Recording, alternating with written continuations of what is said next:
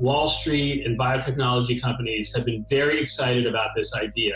And what essentially it is trying to hack the cells in the body in order to make them into drug factories.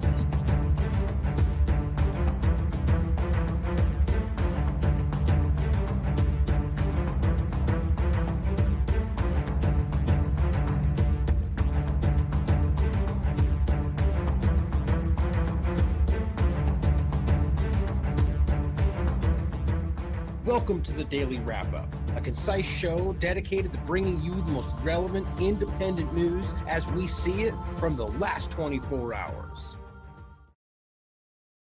Tuesday, January 16th, 2024. Thank you for joining me today. I decided to do something special today, a focus on something that I think is very important, that we've talked a lot about in a broad sense and some very specific focuses as well. But I was going over a lot today, including the development from the International Court of Justice, the developments in regard to Israel in general, more on the possible hostage exchanges, and specifically about the developments going on in Syria, Iraq, with Iran firing, striking legitimately in these areas, Yemen, and so on. I decided to put that off until tomorrow. Not because it's not obviously very important, but one, I'm going to do a lot more research to follow up on this, but also today, this just felt like something I wanted to focus on. Yesterday, I was unable to get to the show. I don't know if you guys saw, but we had something like 5 to 7 inches of snow yesterday, and I was essentially trapped at home, and I didn't have any real good, my internet was pretty spotty. So today, it seems like it's much better. I'm still, for the most part, snowed in, but not in the real sense, but, just not wanting to go out and drive. So I decided to do kind of a focus show and allow myself to catch up on the rest of that. But today we're going to focus on the kind of development of the research we focused on from the nanotechnology. We this morning on AM Wake Up, we had an interesting conversation about some of these topics, about the ferritin nanoparticle discussion and the different ways these have been utilized. And so today I wanted to talk about that in relation to a new discussion I just saw John Campbell discuss, the focus on the new brain virus, and very much in quotes, because quite frankly, I find this to be much more aligned with the way nanotechnology, virus-sized transistors would actually react. So for those immediately on guard, and I completely understand why about the idea of viruses, listen to this conversation today before kind of jumping over the top and thinking this is something that just focuses on virology. It's much bigger than that. And I want to focus on what this is, what it appears to be causing in this study. And this is not even up for debate. This is gain of function research. It's what it is. They've literally humanized mice just like they did before, and then used this and tested it on multiple variations in order to try to make this one, be able to infect humans, and really they're finding what they claim 100% mortality. And so I wanted to go over this, not just because of what this is, because I'm very, very resistant and on guard to reacting to what they put in front of us, but how I see this tying in with, again, the ferritin nanotechnology direction and a lot of other ways, but just the things that I already see taking place and kind of an overlap again with the neuroscience, neuroweapon discussion. And you guys can come to your own conclusions about what we think this is and what's happening. But I find this to be an important overview of really, I'm battling whether I think this is something that has long since already happened. But at the very least, something we should be aware of in the hopes that it hasn't yet and we can stop it, about nanotech and whether these are, smart dust applications and whether these have already been deployed. I mean, I think we know that they have been used, but whether or not it's a mass kind of a step like we've talked about with glyphosate that there's just no coming back from. Now, that does sound conspiratorial, whatever that might mean to the reflexively dismissive mind, but it's nonetheless something that's rooted in scientific research, peer-reviewed science, and real-world application. So I think that's really important to understand. So we're going to start today with actually a quick point about just the COVID-19 injection conversation, where it's at now, and a recent study that Igor shared that I just want to very quickly break down and discuss in regard to why this in no way in my mind is honest, let alone shows that these things were effective. Like if you haven't seen this, this is actually an attempt to go back, specifically Delta even, over to Omicron, whatever you think that is, the time frame is what I'm discussing, and claim that retroactively now they're going, look, turns out they were super effective. I mean, think about how crazy that is to come from a time when they were saying 99, 100% even, directly from Albert Bourla in South Africa. He said 100% effective. None of that was true. Especially, and we've proven they knew when they said that wasn't true. But now in the middle there, or rather in the middle, finding a time where people were finally going, okay, they're not that effective. After 30 seconds, it drops away. After 3 months, it's negative efficacy.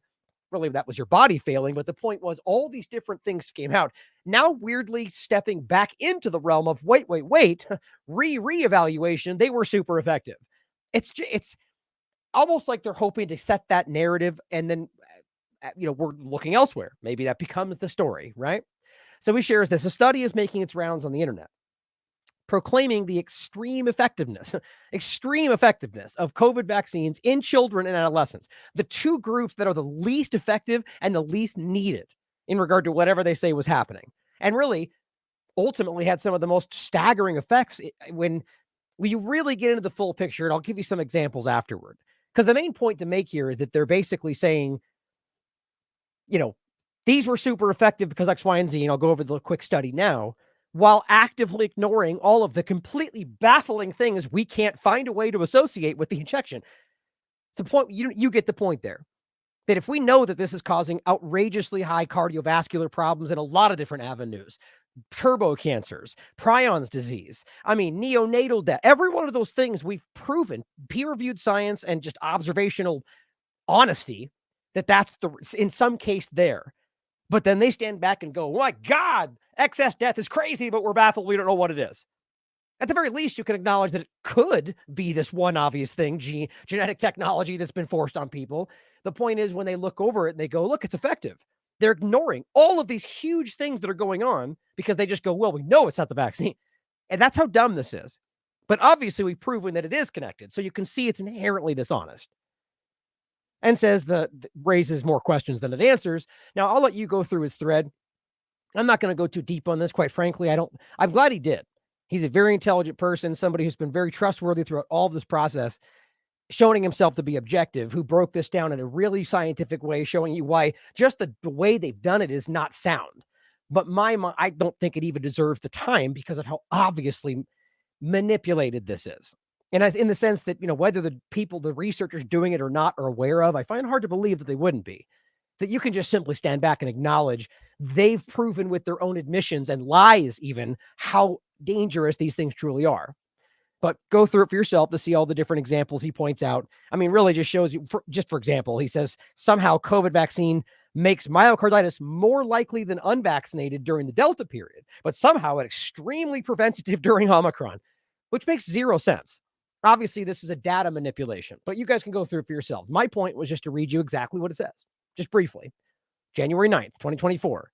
Real world effectiveness of the BNT162b2, which is specifically the Pfizer, and that was of the BNT162b, or rather just 62 grouping, remember, and that had multiple versions. And that was one of the ways they switched these things out early on, where they studied one thing but gave you another, which is something that's classic throughout history.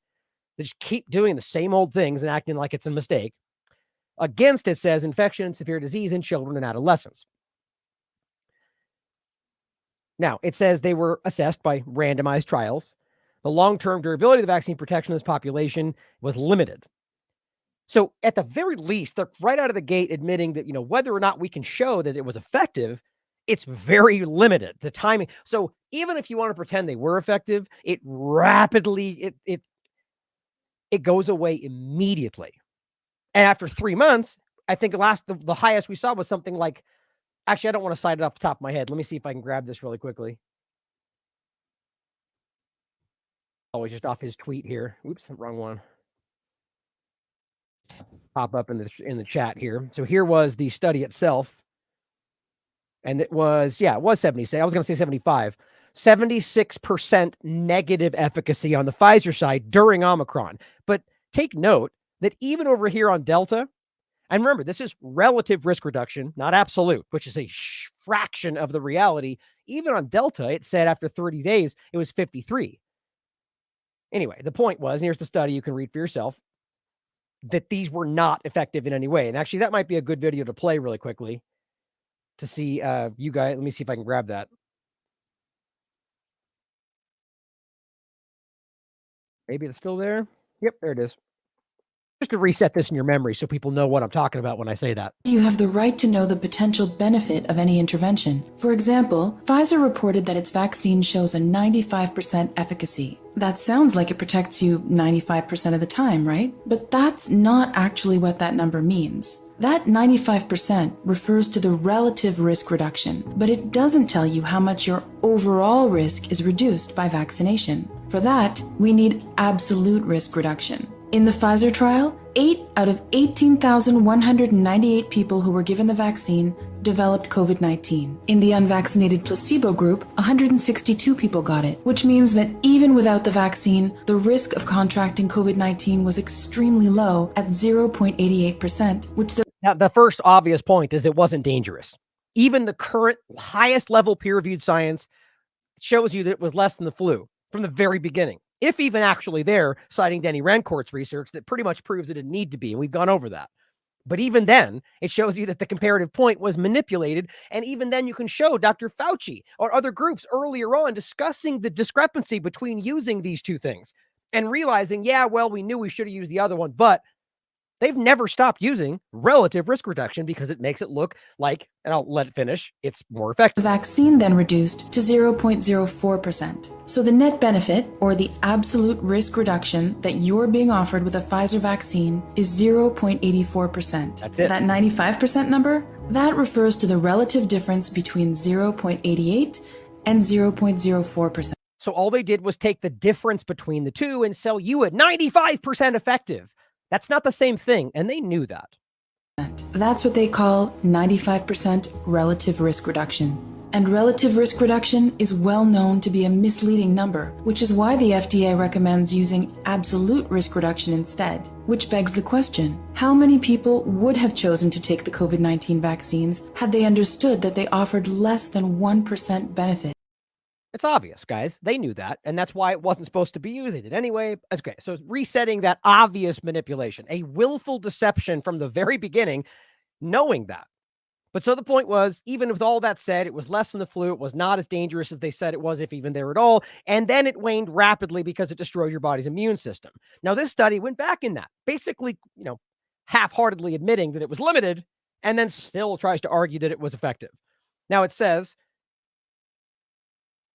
on the results during the Delta period, the estimated, and remember, that was when Walensky first got caught trying to use old data to make it seem like it was effective, but finally was forced to admit that it did not stop transmission when it never did. We knew that. And then way later, when somebody was forced to state it in the middle of a European hearing, they acted like that was finally the time we knew. We knew from the very beginning, going all the way back to Forbes' original article discussing the actual trial data that showed they never even tried to make a stop transmission. If only people listened to the last American Vagabond and the many others that talked about that right in 2020, we would have been that much farther ahead. But if you wait for the Tuckers of the world to tell you what they are supposed to say later on, or whoever you think is trying to lie to you, that's usually how it works. Lives could have been saved. Anyway, the Delta period. The estimated effectiveness of the BNT162b2 vaccine was 98.4%. And again, relative. So right there's a lie in and of itself, but that's not even accurate. The idea that, remember, even the relative number was shown to be dramatically less than that, especially during Delta. But they just are using these numbers. Okay, and again, this is boxing out all of the things that were dramatically less than that number. And first of all, the question is whether you think they're discussing effectiveness specifically against whether it stops something or whether it produces antibodies. And then that assumption is that that would then stop something. Or if you're bringing in the full risk kind of profile and saying, well, it might produce antibodies, which might have this effect, but then you might die from a heart attack or have blood clots or have thrombosis.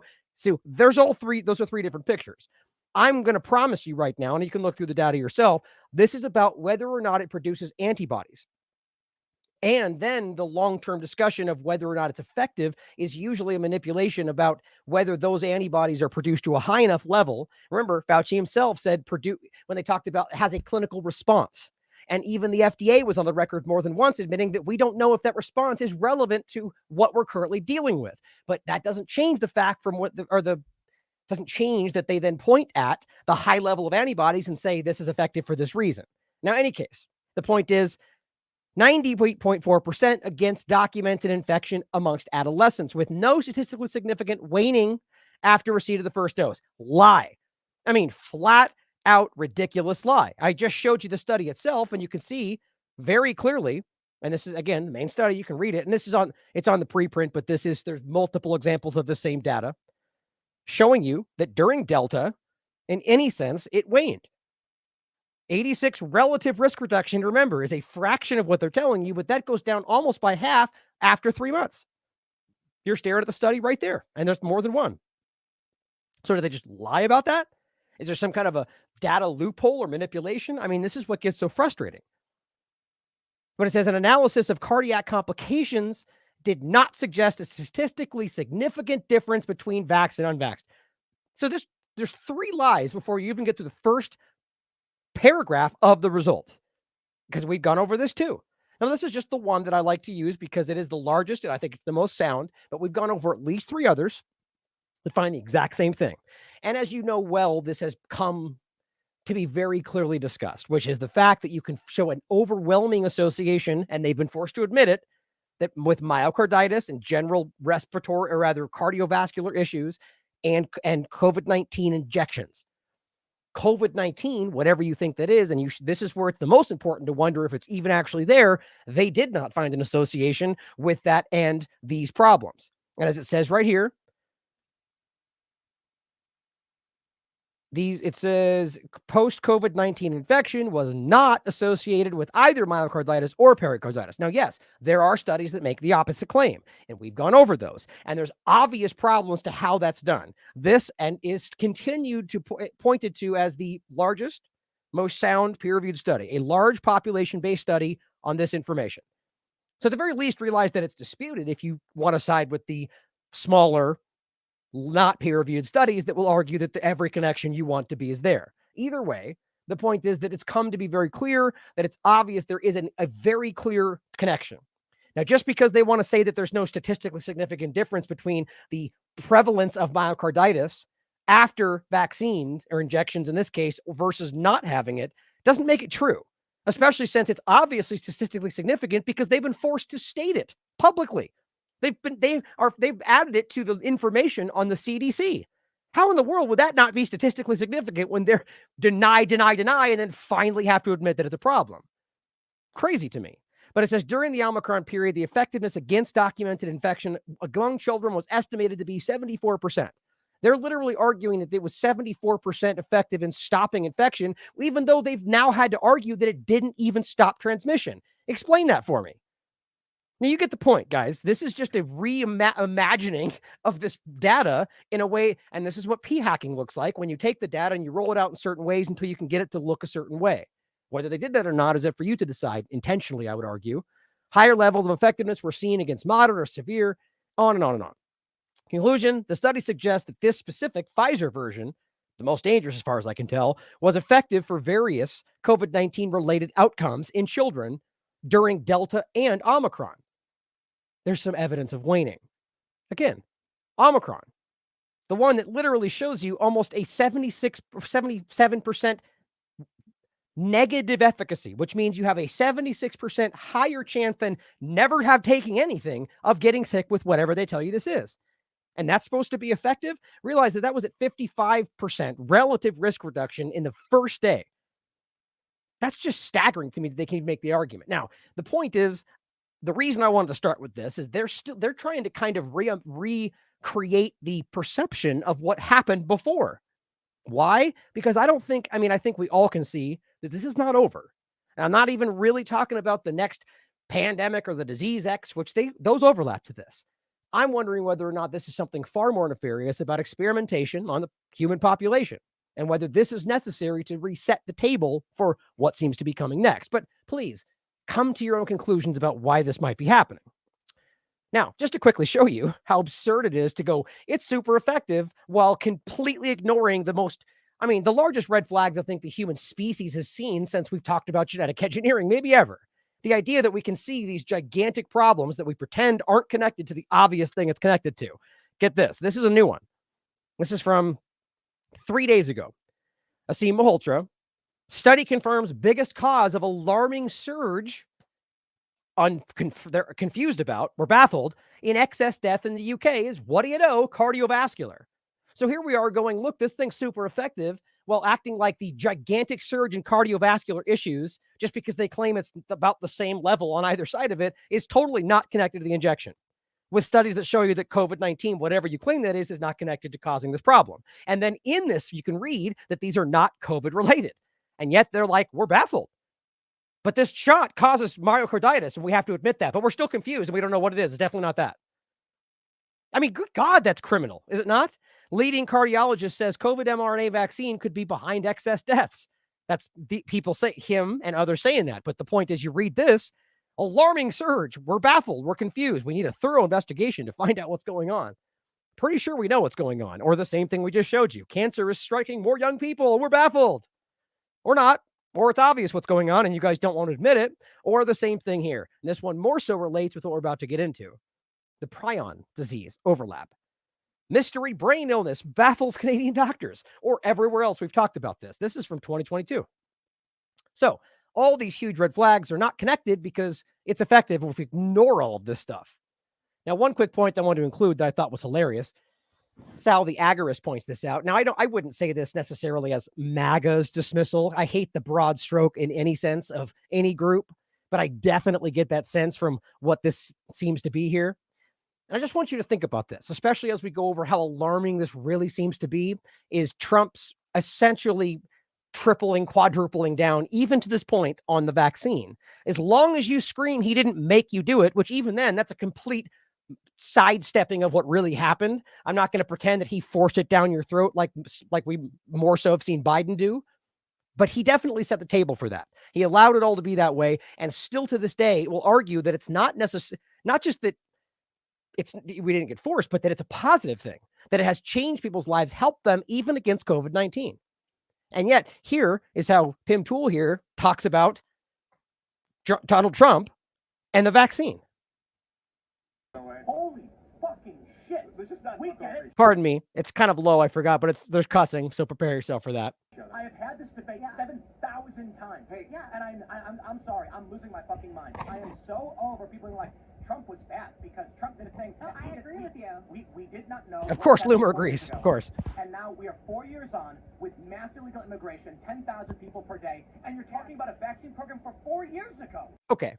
So lots of immigration and problems. I don't care how important you think that is to pretend like all of these current problems are important. Therefore, let's ignore what happened 4 years ago, as if that is not still one of the largest things we've ever seen take place on this planet, that is still to this very day causing more death and more destruction in human species and our interpersonal lives than anything they're talking about. Even if you think that is a huge dynamic that is going to change everything, which maybe you're right.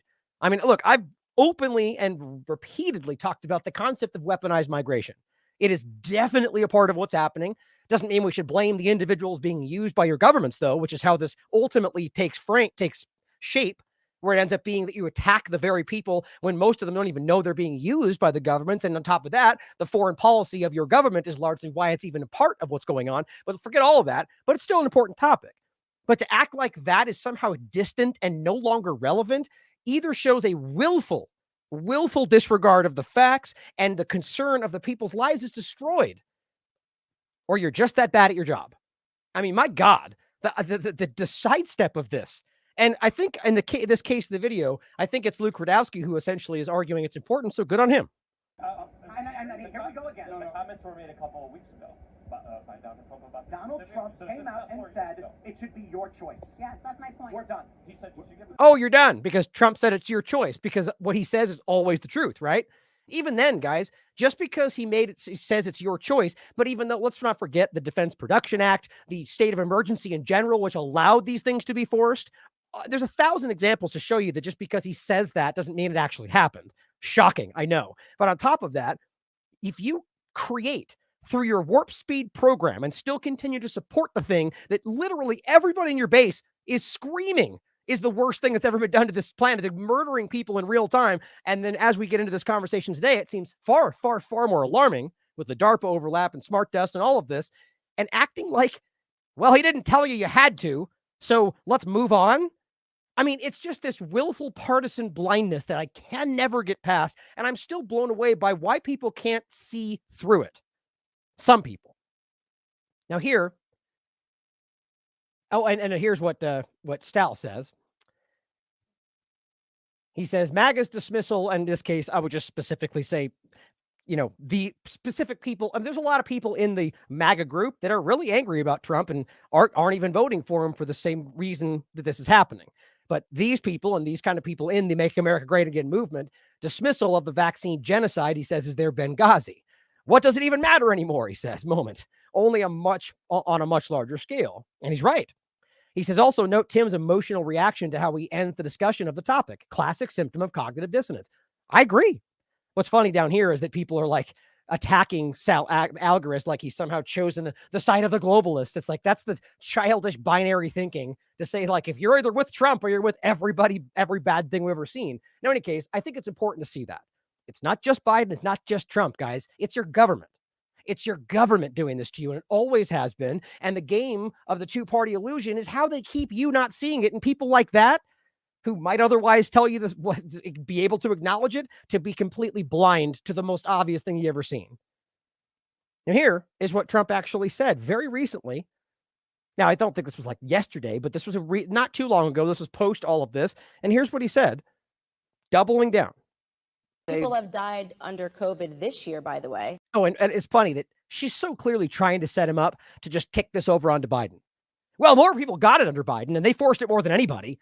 But then immediately he jumps in and goes, but the vaccine's good. And the way she responds, it's just, I've been in interviews myself where you're kind of setting up a question and it doesn't go the way you think it's going to go. And it's just funny. Like, I can see it in her face. My personal opinion, but watch for yourself. And yet more people have died under COVID this year, by the way, under Joe Biden, than under you. And more people took the vaccine this year. So people are questioning how... Well, no, the vaccine worked, but some people aren't taking it. The ones... Oh, the vaccine worked, in case you missed that. That's what he said. It worked. Did not work. And maybe it did. And that's even more alarming. The ones that get very sick and go to the hospital are the ones that don't take the vaccine. But it's still their choice. Okay, so you just lied. And now either maybe you don't know that. You guys can decide if he's either just completely blind to the facts or not, which I don't know why you'd want somebody like that in power. Worse if he's lying. We knows he's lying, but it didn't help anybody. People who took this injection were worse. And the people that are still struggling are the people that took multiple versions of it. But yet to this day, he still argues that it helped people. How does that not put people? I mean, if you want to call this a genocide, if you want to call this whatever you want to call it, him saying that makes him just as much a part of it as anybody else, whether or not he states he didn't force it, even though he allowed it to happen that way. Oops, that was too far. Very sick and go to the hospital. Questioning how... Well, no, the vaccine worked, but some people aren't taking it. The ones that get very sick and go to the hospital are the ones that don't take the vaccine. Nope. It's simply the opposite. And I think it's proven at this point. The ones that got the worst illness were the ones that got multiple vaccines. But it's still their choice. And if you take the vaccine, you're protected. How are you going to say something like that? And how are you going to support him when you know that's not true? Look, and I'm not saying support Biden either. Don't think binary. Let's realize they're all part of this. The results of the vaccine are very good. And if you do get it, it's a very minor form. People aren't dying when they take the vaccine. Same old lie that we're heard. Oh, good thing I got it. It would have been worse. How is that not straight out of the mainstream narrative? It is. It's exactly what it is. We know this. Anybody honest knows this. Now, I thought that was important to include to show you, especially the people that might be clinging to some partisan mindset, that this is a government around concept. Now, we just saw this of the annual meeting of 2024 for the WEF. And this is, of course, as Derek just recently covered, the 54th meeting where they're discussing rebuilding trust again, seeing as how they haven't regained the control over the narrative. And in this article, Derek writes about the alternative aspects for the activist movements. One of them, the greater or reset, you should take part in, because this is about showing you that there are other paths forward. But here's what they said. I thought this was important. Coming off of Donald Trump, right?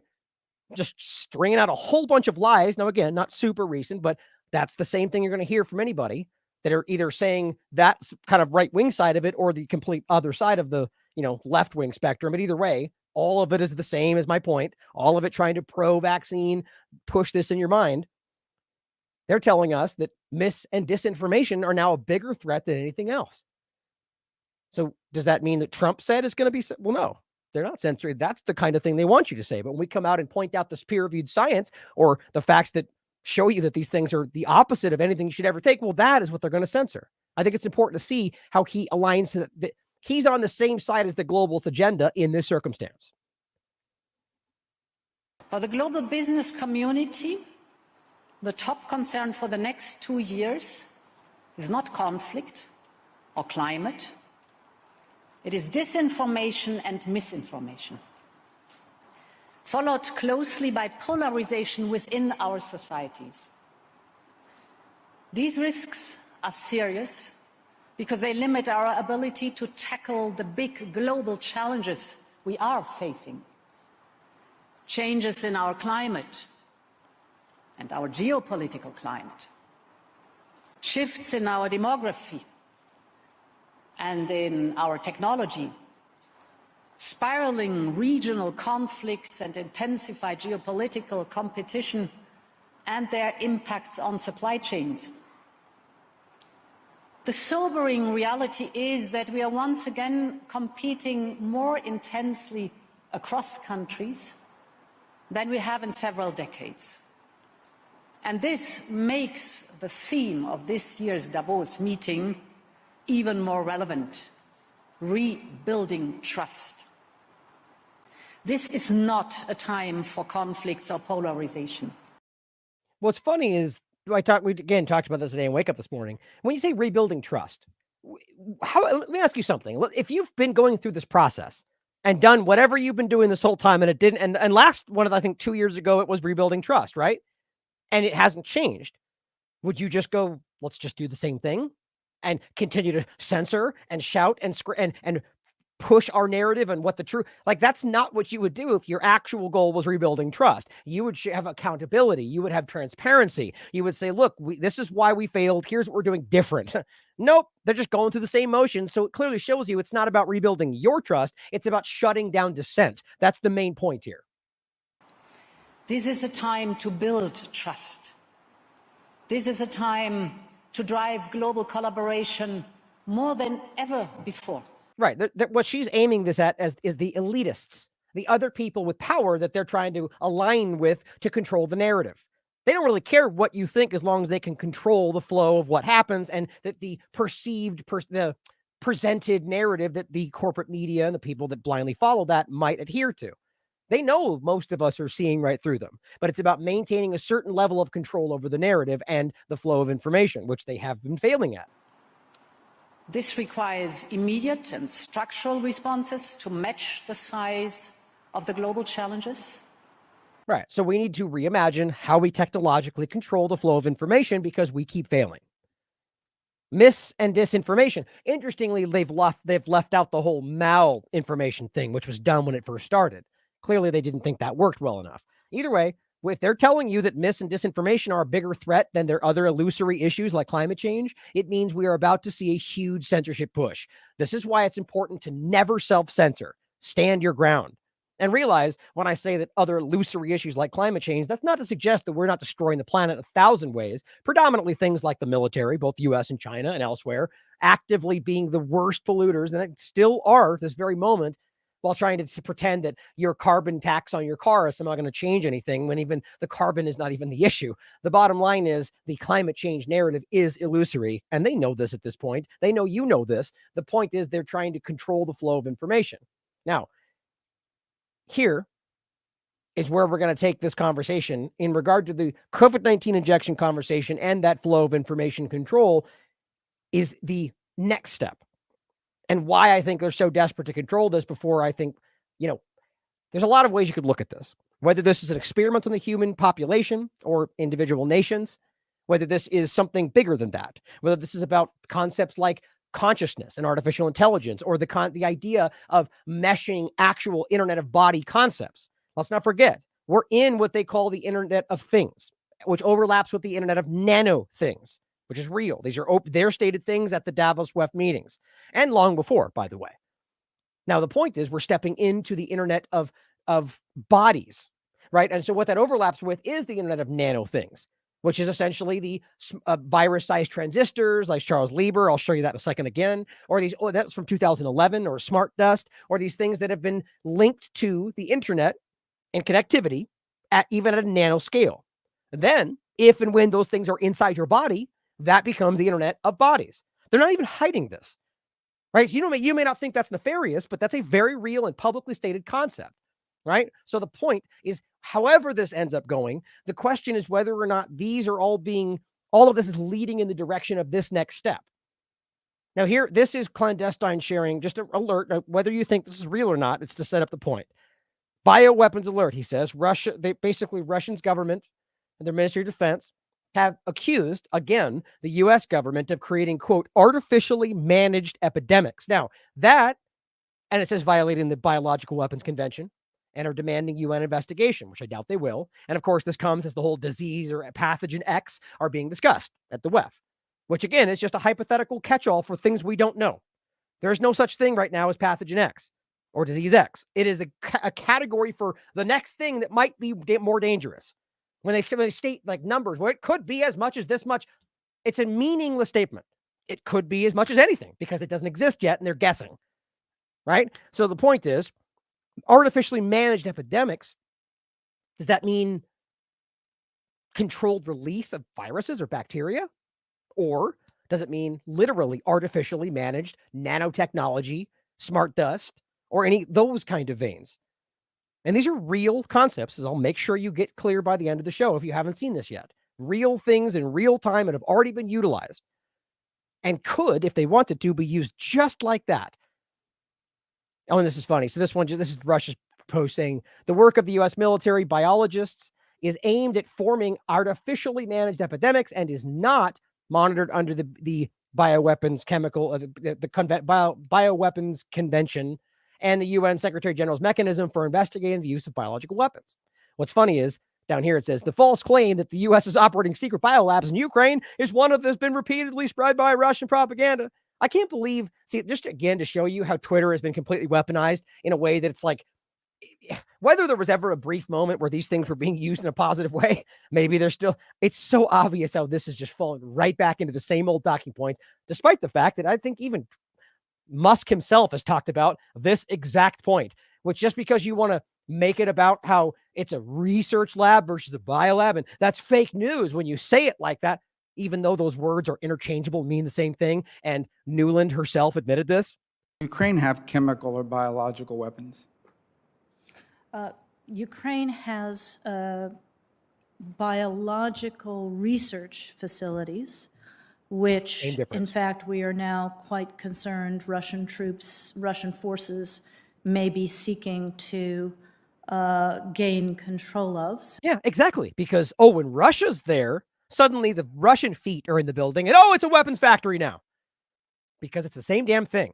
And it's just as capable of doing that right now as it is if Russia suddenly takes over the location, or the U.S. for that matter, which is what they do in Georgia and all over the place in the country-wise.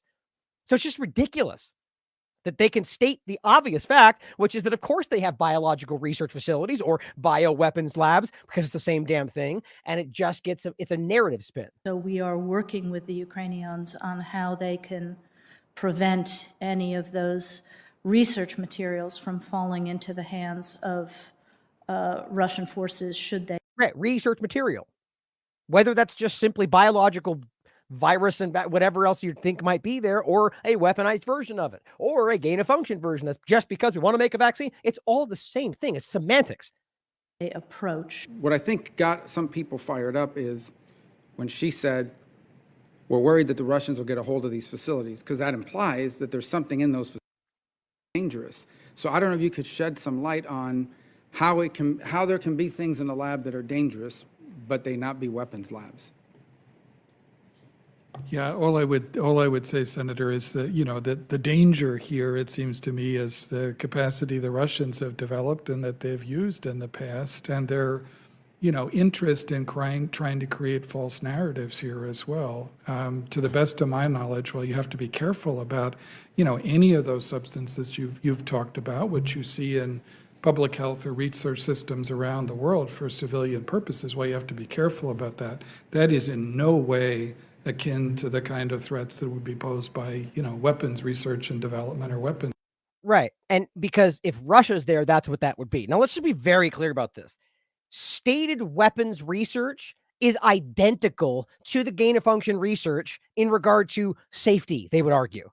Now, there's a step in there or post that to where you could literally make it and package it into some kind of deployable concept. Now, whether that's happening they're arguing no. It's a moot point, and people like Dr. Boyle and anybody who is honest and an expert in this field has made it very clear it's the same exact thing. And that's exactly why we've come to realize that things coming out of Fort Detrick or other locations are in fact weapons.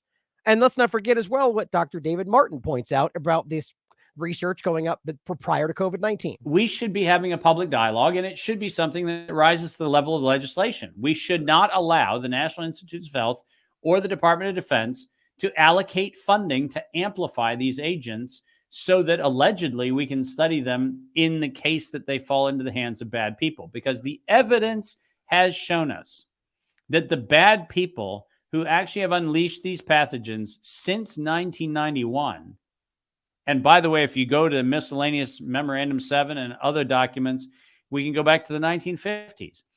The bad people who unleash these things on the population are us. It is the U.S. who's doing it. Right. So now back to the point. The point is that Russia's saying they're doing this again. Artificially managed epidemics, and it is coming, essentially. You can believe it or not. It's up to you. The reality of the possibility is undeniable. Now, here's the video I'll include so you can share her saying that. Now,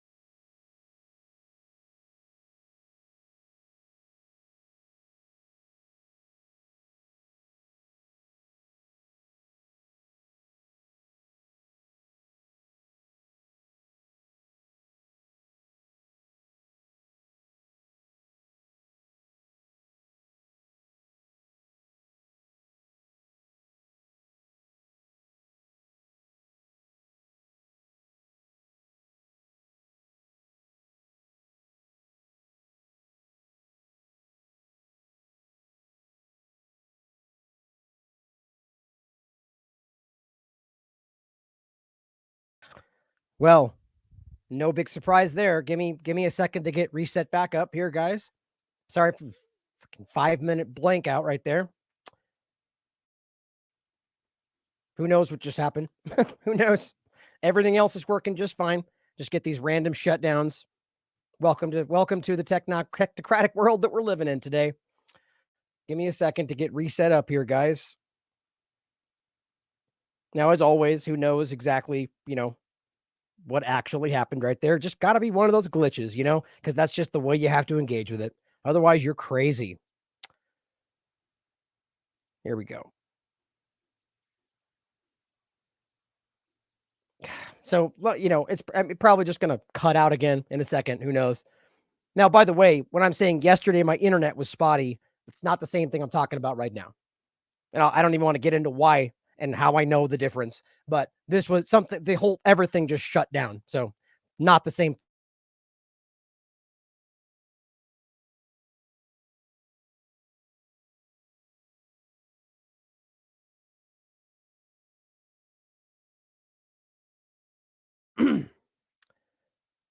Looks like it's dropping out again. So let me see where we are. All right. It looks like it's up enough. So we'll see. So where I was at essentially was coming from the connection to the brain virus possibility, right?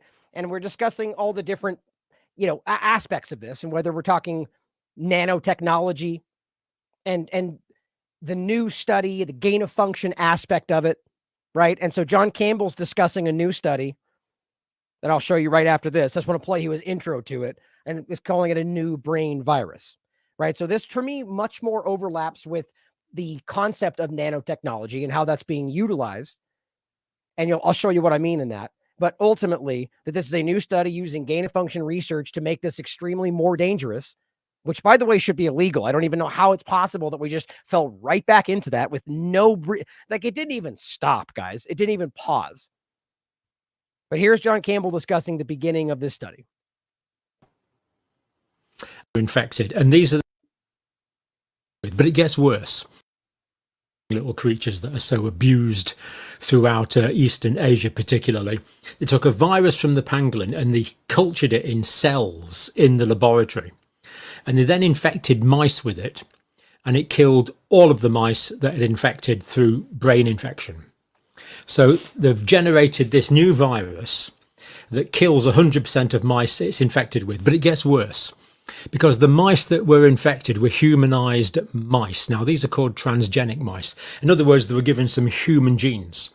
And this is exactly what the focus of the issue from before about the gain of function, Rand Paul and Fauci, and it's exactly the same thing.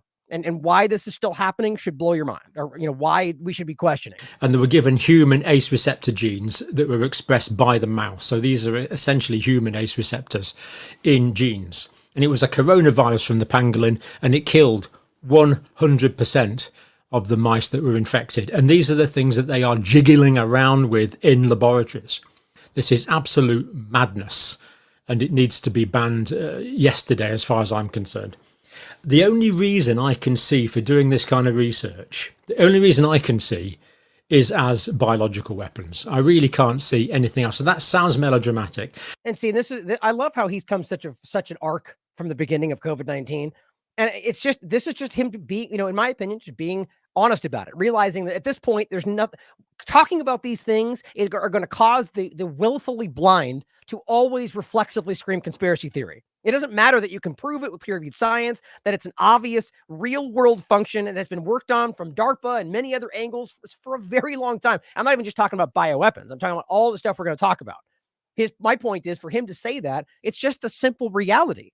You can't pretend this is just some, as he describes here, the idea that we've always pointed out, that you're going to take something, a random, whatever, a virus in nature, whatever you want to call it, to then make it more dangerous and try to get it to infect humans, right?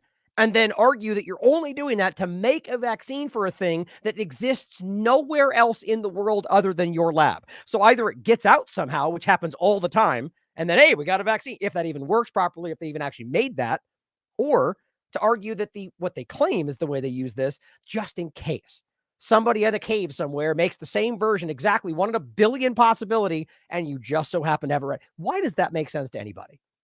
The researchers say it's because they're worried about spillover infection. But of course, they created the virus in the first place in their cell lines in the laboratory. So it's not a virus that's in nature to spill over into human populations.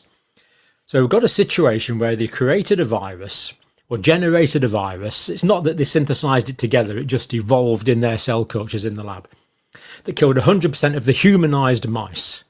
Brain virus disease. Now, they don't say whether they've tested it on humans or not, but given that it was affecting human ACE2 receptors, I think the probability is it would cause viral brain death in the vast majority of human beings that it infected. This research, to me, is just an existential threat to humanity. It really has to be stopped, because the record of labs leaking all over the place, you were just reminded of a sieve. Anyway, let's give you the of a sieve. You were just reminded of a sieve. Stop. Welcome to today. What is going on? 100% of the humanized mice. You were just reminded of a now. Vast majority of human beings that it infected. This research, to me, is just an existential threat to humanity. It really has to be stopped, because the record of labs leaking all over the place, you were just reminded of a sieve.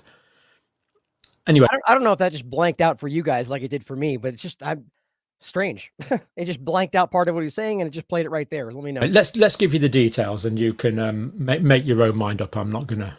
I've told you what I think, but this is the paper here. It's a preprint, lethal infection of human ACE2 receptors in transgenic. Now, you can watch the rest for yourself. What I'm going to do is go over the study right now.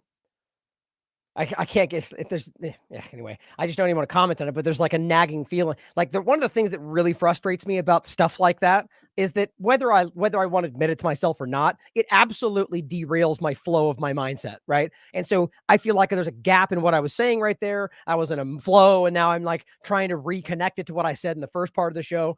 It's just so frustrating. Like, it just doesn't even matter. I'm never going to stop doing this, and I'm always going to push harder when stuff like that happens. But nonetheless, I think internally it feels like a little win for if that was some kind of an effort to shut this down. It frustrates me nonetheless. But this is January 4th, this year, 2024.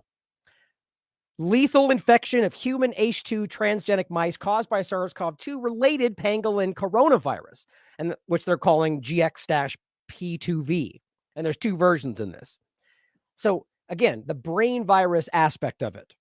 I think it's important to think about how this overlaps with what we saw during the COVID-19 discussion, the idea of nanotechnology and what we're going to get into in regard to the ferritin aspect and the different efforts to literally utilize genetically engineered proteins and different versions of that same technology to control the output, as well as relay biosurveillance. And that's where this dovetails with the idea and the work of Charles Lieber and Robert Langer, being the co-founder of Moderna.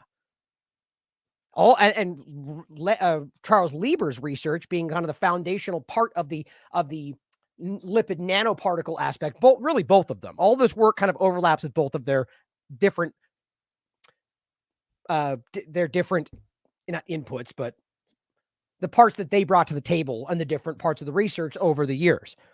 Now, bringing this into this current study, the question is whether or not this is some kind of random genetically engineered virus aspect or something else. But before we even get to something else, just recognize that this is gain-of-function research that should not be allowed.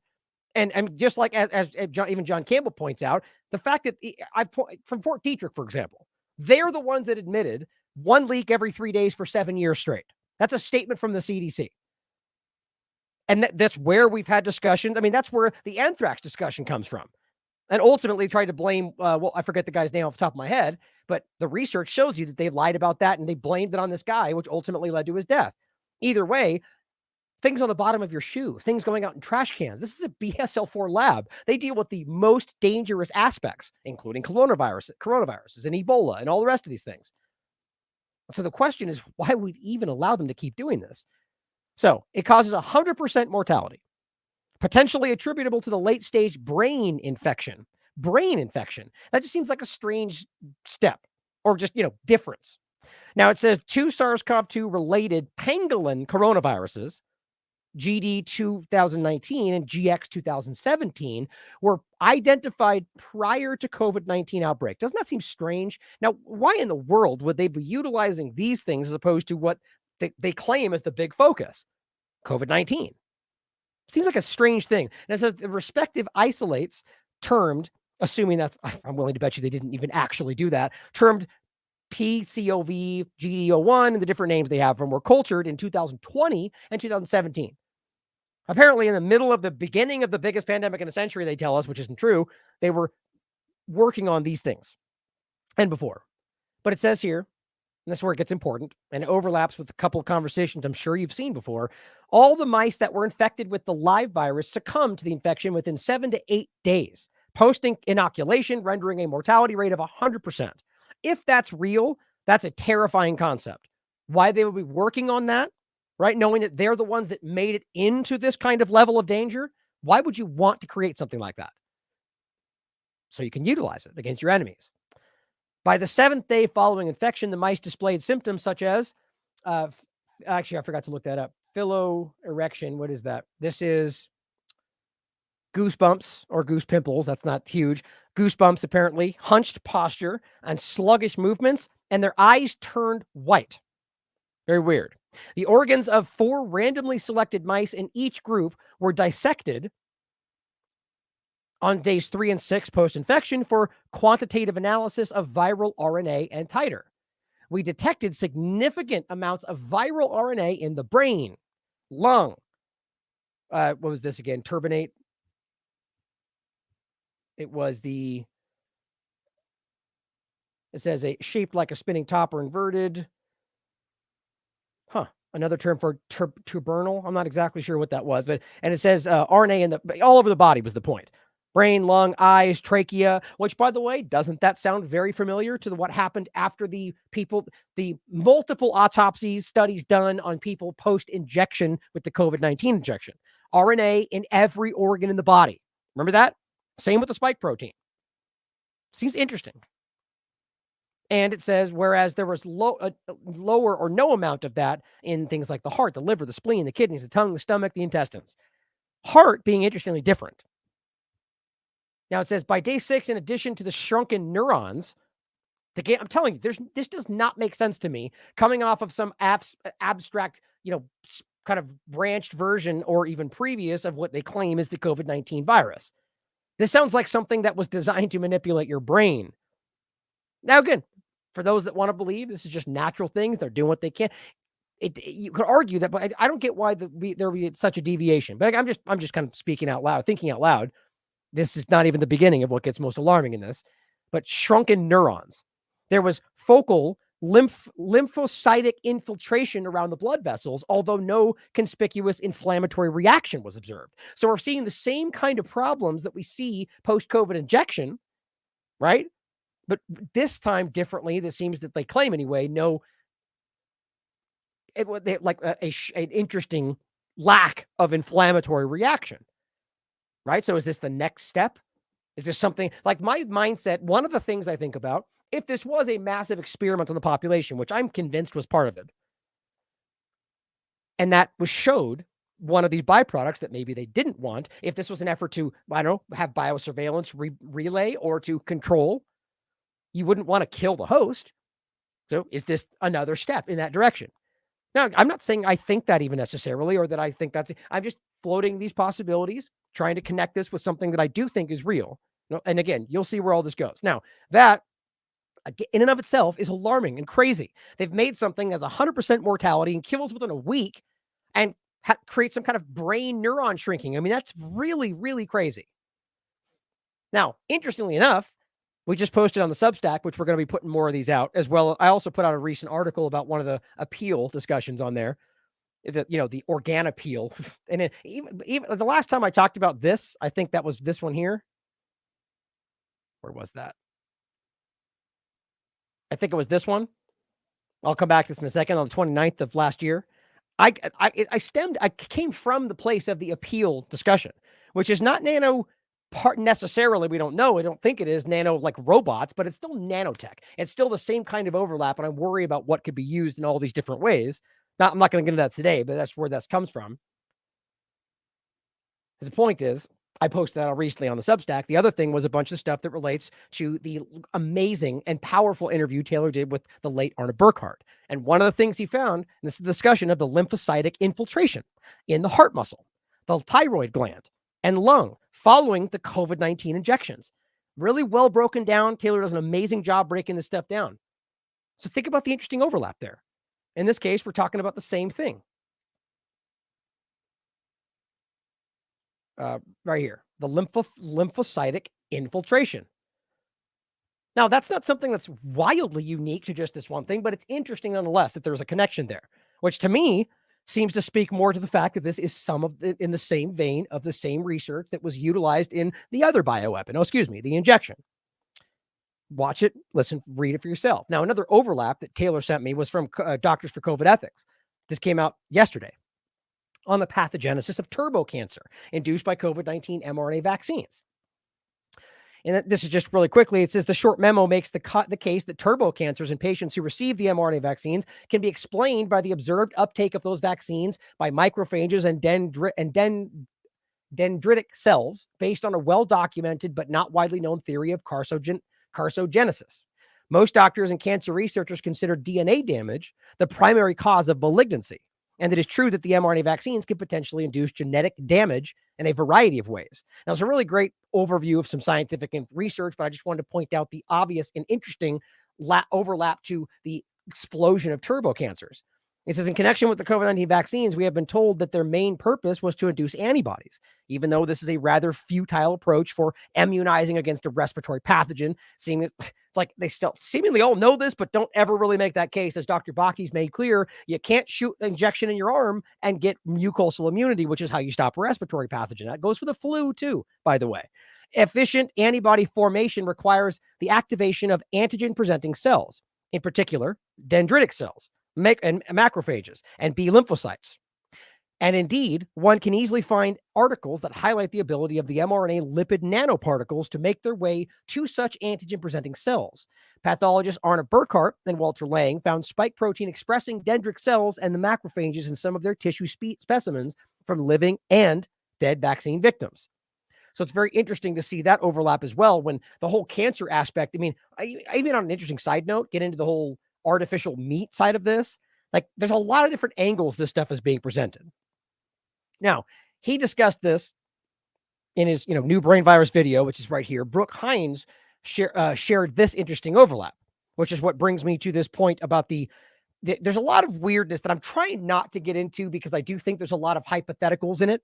But the conversation of like the zombie virus that was floated by that one guy from the military or post from it, saying that that's just the name they use, but it's essentially something that is real that ultimately could end up leading to things like this that cause these same kind of reactions, the kind of prions overlap in humans, right?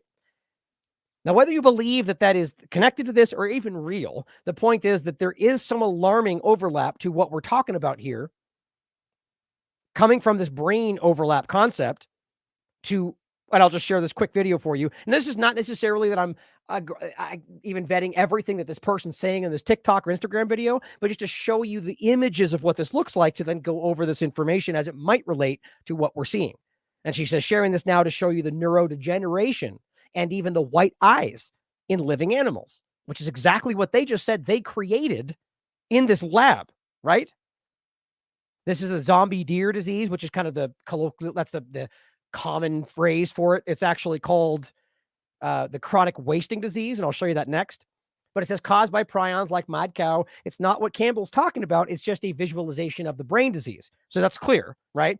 But I still find it interesting. Check this out. Deer virus. And what's really alarming is the CDC is not ruling out that it can jump from deers to humans. What is this virus? Walking around literally like a zombie with the nervous system completely being disrupted, drooling, lethargic, falling over, dragging on the ground, and eventually dying. What started with one deer and then a few deer is now in hundreds of deers and now in thousands of deers in 32 states across the country and also being found in other countries like Canada. Why is this happening all of a sudden? You can be the judge of that, but it's something to pay close attention to over the next few months.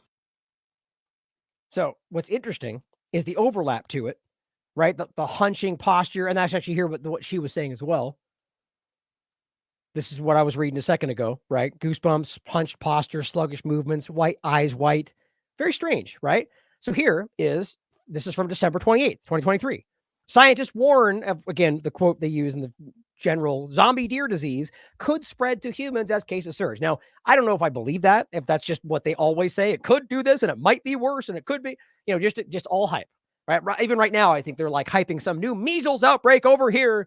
It's always something to get you worried about the next big thing, disease X, which, maybe you agree, maybe you think that's the thing to do, but I disagree. I think the unnecessary fear about the hypothetical is exactly how they keep people in line. And that's even what the WHO and the HHS called out about the CDC in the last couple of decades. I've shown you both those posts so many times where they literally say pandemic's a fear, pushing this to sell vaccines. And now no one talks about that anymore. But this is exactly what it looks like, just like the video you saw. Here's the actual CDC page. And this is what relates it to specifically a prion disease. And you can read this for yourself as well. It's the same exact discussion. So here is this tie back into the COVID-19 conversation and the injection. This is one of the earliest studies that came out, a very important peer-reviewed study from, SciVisionPub.com. It talks about COVID-19 RNA-based vaccines, not the other ones, just the RNA, and the risk of prion disease. So it's very interesting, right? And here it gets into specifically the interactions with potential to increase.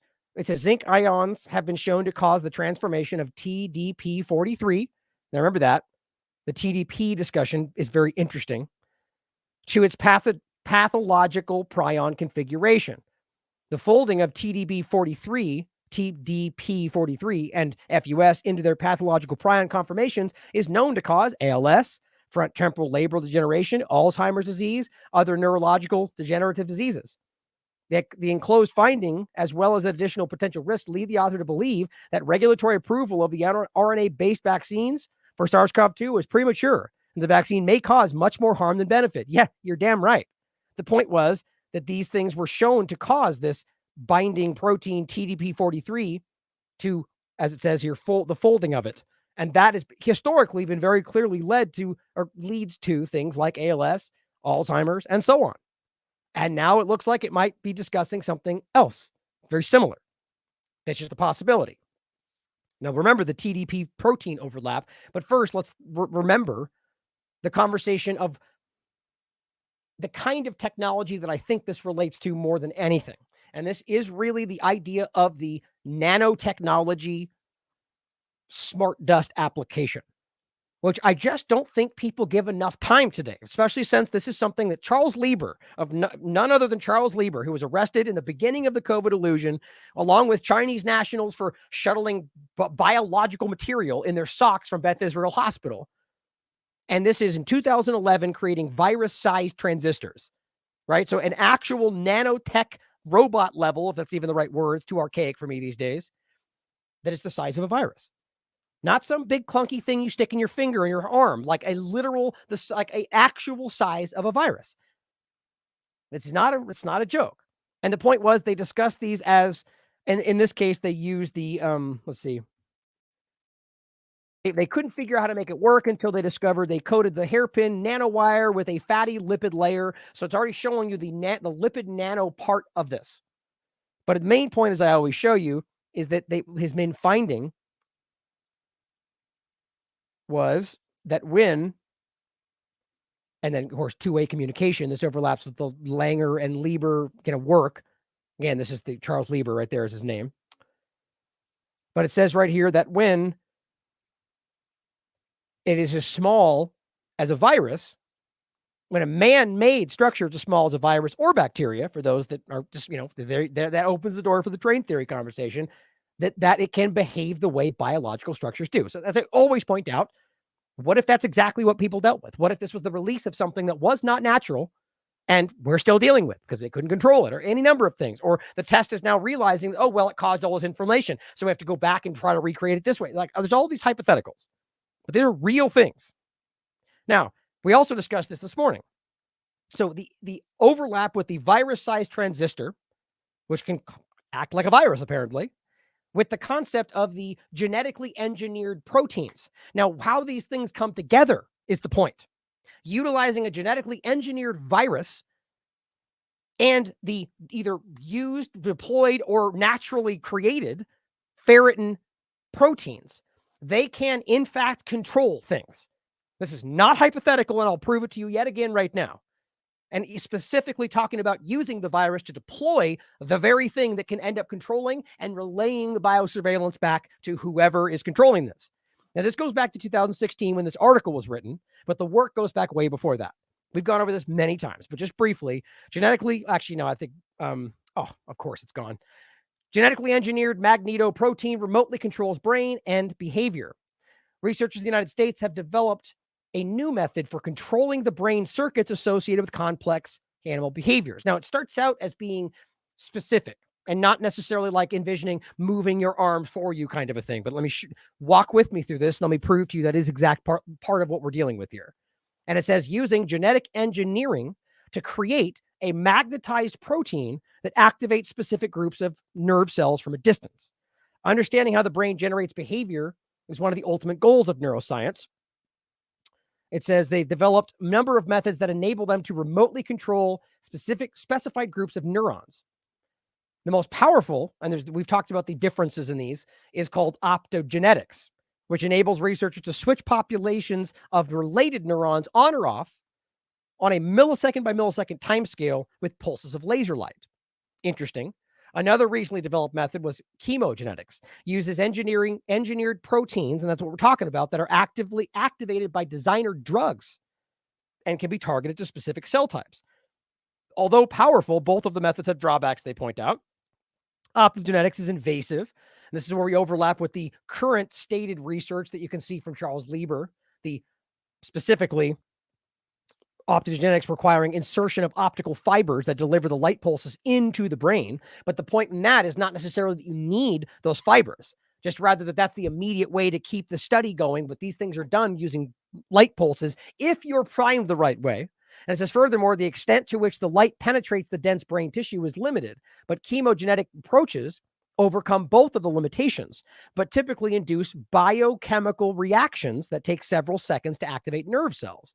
The new technique is non-invasive. And it says it can also activate neurons rapidly and reversibly. That's interesting too, showing so there's no way to prove that something happened, right? So you can walk it back.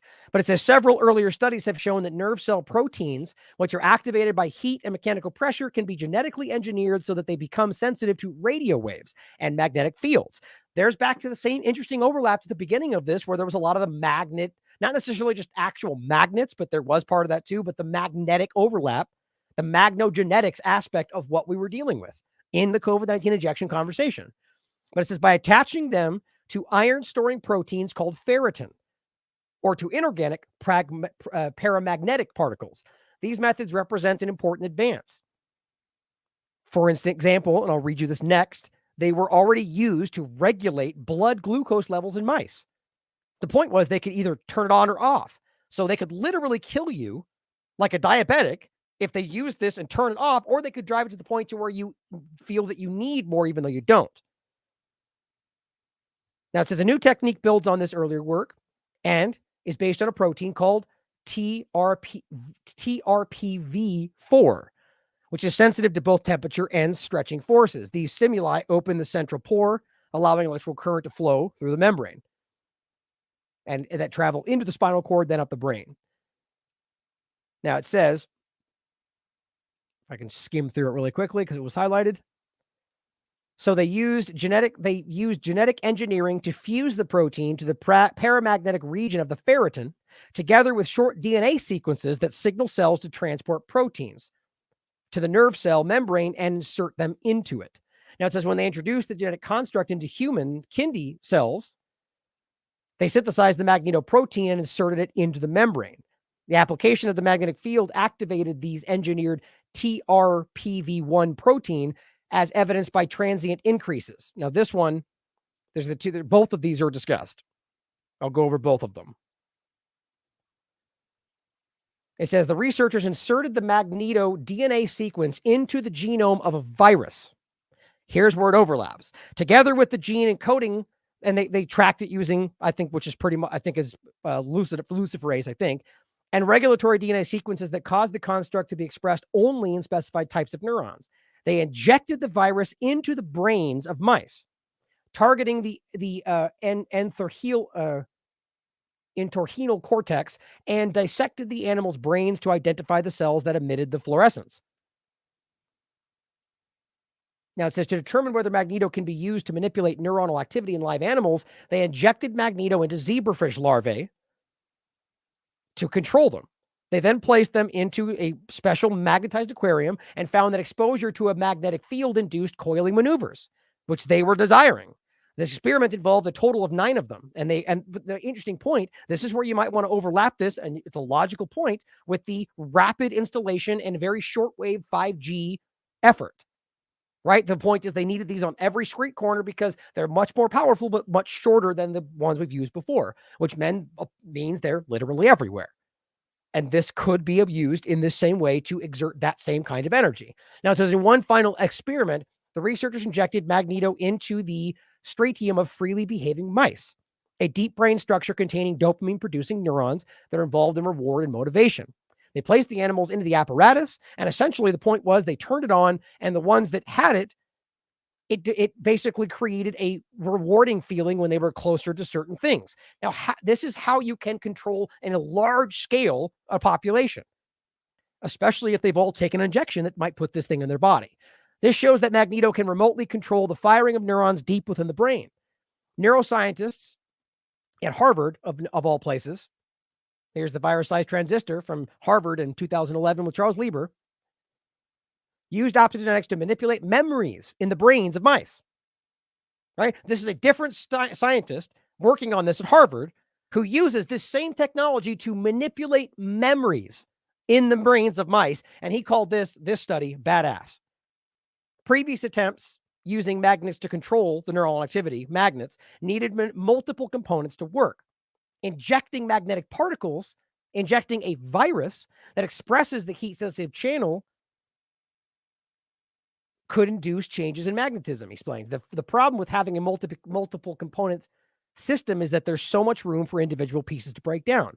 And so that's the old style. This is a single, elegant virus, he says, that can be injected anywhere in the brain, which makes it technically easier and less likely for moving bells and whistles to break down. Now, we've already shown you. I mean, I might even still have it here. Dr. Pilevsky, of all people, discusses this. We've been shouting him out from the very beginning of this. How long before COVID-19, an injection with these injections, whether it's in your arm or elsewhere, still do find their way to the blood-brain barrier. I heard earlier that there's no real concern about aluminum because it's such a small amount, and so it really shouldn't matter. But the kind of aluminum that we put into vaccines is a different kind of aluminum that we see environmentally. This is called a nanoparticle, and nanoparticles bind really tightly to the bacteria antigens, the virus antigens, the food protein antigens, and any other contaminants that are in the vaccines that we may not know about. And we know that the biochemical properties of nanoparticles is that they are capable of entering the brain. And so we have not evaluated the safety of the aluminum nanoparticle and its injection and where it goes when it gets into the body and whether it gets into the brain.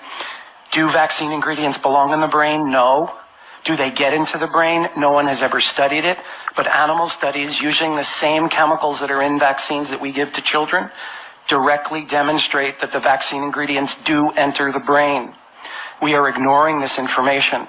There are scientists in Europe who've actually done studies on the aluminum nanoparticle and have shown that it can persist in the brain for years and decades. And so what we're seeing is a large outbreak of neurodevelopmental disabilities in adults. It gets into what we've seen, right? And I agree with him. The points he's making previous to this are just that's this in experimental sense has caused all these byproducts in people, right? But my point here is that if we already know, hypothetically, hypothetically, if the thing they gave everybody happens to have something like this, that what he just discussed ensures that it would in fact make it into your brain, which in this conversation is exactly how it ends up being utilized.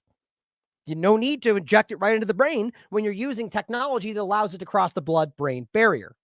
Seems pretty interesting. Now, here is the other study. This is from 2017. Seek, Rockefeller University, says flipping a switch inside the head. It says ready your tinfoil hats. Mind control is not as far-fetched an idea as it may seem. In Jeffrey M. Friedman's laboratory, it happens all the time. Though the subjects are mice, not people. Friedman and his colleagues have demonstrated a radio-operated remote control for the appetite of glucose metabolism of mice. Now, they briefly mentioned that in the 2016 article, right? This takes it way further. At a flick of the switch, they are able to make mice hungry or suppress their appetite. Now, that's a simple and easy way to look at it, but it can be used in the same way in a lot of different bodily functions or brain functions. And the point is, it can be used to kill you or it can be used to benefit you. That's the dual use technology of all of this. It says, although there are other ways to deliver signals to neurons, each has its limitations. In deep brain stimulation, for example, scientists thread a wire through the brain to place an electrode next to a targeted cells. And this, of course, overlaps with Elon Musk and that work as well. But it says, but the implant can damage nearby cells and tissues in ways that interfere with normal behavior. Right? That's where optogenetics, even the chemogenetics comes in. But it says in this case, optogenetics, which works similarly but uses fiber optics and a pulse of light rather than electricity, has the same issue. Now, the point is, though, you do not need the fiber optics aspect of this if you have this stuff deployed in different ways, as we discussed, the possibility. This is a third strategy using drugs. See? Well, I didn't finish the sentence. Optogenetics, which works similarly to fiber optics and a pulse of light rather than electricity, has the same issue. The third strategy, which again is all seems to fall back into using drugs to activate genetically modified cells bred into mice, is less invasive, but drugs are slow to take effect and wear off. The point is bred into them. So if you're giving them something like a genetically modified virus that produces certain proteins that can then pass down into generationally passed down, well, you don't need any other things. It says the solution that Friedman's group hit upon, referred to as radiogenetics or magnogenetics, avoids these problems. Biologists can turn neurons on or off in a live animal at will, quickly, repeatedly, and without implants, by engineering the cells to make them receptive to radio waves or magnetic fields. Now, what did we just give everybody? A genetically modified gene editing injection that's been genetically modified with God knows what else in it, seeing as how we've been lied to so many different times. Now, it says the researchers' first challenge was to find something in a neuron that could serve as an antenna to detect the incoming radio signal or magnetic field, should it be turned on. The logical choice, ferritin, seems to keep coming back up. And guess what, guys? It's currently in a lot of new injections they're working on and already testing. Each ferritin particle carries within it thousands of grains of iron. Now, here's how you can understand why this makes sense. So ferritin is just a protein, right? But each ferritin particle carries with thousands of grains of iron that wiggle around in response to a radio signal and shift and align when immersed in a magnetic field. Now, it says Friedman's team realized that they could use a genetically engineered virus to create doorways into a neuron's outer membrane. If they could then somehow attach each door to a ferritin particle, they reasoned they might be able to wiggle the ferritin enough to jostle the door open. The door we chose, TRPV1. Now here is this one. And it says, this is an element of or mechanism used by the mammalian somatosensory system, which is essentially the network of neural structures in the brain and body that produce perception of touch as well as temperature, and pain, sensory. It says it is a non-selective caution channel that may be activated by a wide variety of exogenous and endogenous physical and chemical stimuli. The best known activators of this exact TRPV1 are temperature greater than 43 degrees Celsius, acidic conditions, capsaicin, the irritating compound in hot chilies, maybe irritating to some, and and this is allyl isothiokinate, which was naturally occurring. The colorless oil is responsible for the pungent taste of vegetables. And it says the pungent, and as well as the pungent compound in mustard and wasabi. So it's an interesting thing they're choosing to focus on. The activation of TRPV1 leads to painful burning sensation. Isn't that interesting? Sort of like the 5G overlap. But it also says its endogenous activators include the endocannabinoid, anodyne, or how do you say that? Mandamine. Can't say that properly. But anyway, the point, I just think it's interesting, the endocannabinoid overlap to this, which people dismiss. It's almost like they're trying to utilize something they pretend isn't even there. But it says that this is involved in the transmission and modulation of pain, as well as the integration of diverse pain stimuli. So that's the first one. The 4 was the one we mentioned earlier. This is the encoding protein that has been found involved in multiple physiologic functions, dysfunctions, and also disease. It functions in the regulation of systemic osmotic pressure by the brain. Interesting.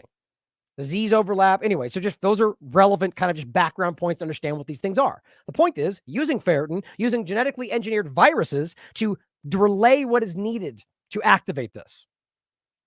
To accomplish this, they inserted the TRPV1 and ferritin genes into a virus, and using yet another genetic trick, injected them into the glucose-sensing neurons.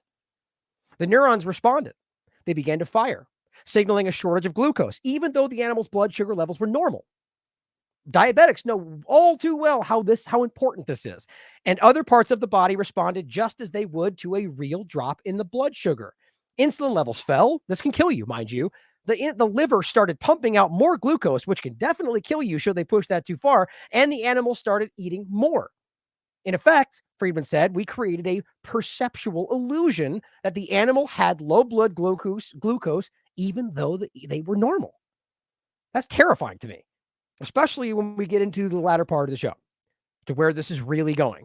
Inspired by the results, the researchers wondered if magnetism, like radio waves, might trigger ferritin to open those cellular doors. Guess what? It did. When the team put the mice cages close to the MRI machine or waved a rare earth magnet over the animals, a literal magnet, their glucose sensing neurons were triggered. It's funny how quickly people dismiss these things in like the magnet conversation. Now, I still don't think I've ever seen any actual provable evidence other than, people's individual experiences. But still, the fact that we dismiss these things these days, or dismiss anything for that matter, as conspiracy theory, it's just, anybody even using the term conspiracy theory these days, to me, that's just a sign of blatant ignorance. By the way, even if it turns out to be wrong, mind you, it's a sign of reflexive dismissal. That's just dumb. It is. It's a stupid, ignorant trait. But it says stimulating appetite is one thing. Could they also suppress it? The group tweaked the TRPV1 gene so it would pass chloride, which acts to inhibit neurons. Now, when they inserted the modified TRPV1 into the neurons, the rush of chloride made the neurons behave as if the blood was overloaded with glucose. Insulin production surged in the animals, and they ate less. Friedman and Stanley hope that biologists will be able to use the remote control system to tackle a range of neural processes other than appetite. God only knows. You know where this goes in a military mind. And beyond being a basic research tool, the method could potentially lead to novel therapies for brain disorders, or it could create them. Potentially, it would be, and again, don't miss the obvious brain overlap to the point that we made about the study they're working on and why that would then be used in a time when they know we're paying attention to gain of function research and suddenly a new brain disease, brain virus concept. Potentially, it would be less invasive to inject the crippled virus into the same spot of the brain and let it permanently modify cells there, making them responsive to wireless control when that time comes. And knowing, as we just showed you, that they do already make their way into the brain because of the way that they're encapsulated, the way that they're used, the adjuvants, Well, it's just as likely that this has already been done. We talked about the idea of the priming aspect, the kill switch discussion, or just being primed for whatever comes next. Again, that's why I play that clip when I start. The idea of this is what they're excited about, right? Turning your body into the production. Like that's a whole nother step, right? Giving you something, and maybe that was the pinnacle of where they got with this, to turn your body into the factory that creates the protein needed in that moment. Wall Street and biotechnology companies have been very excited about this idea.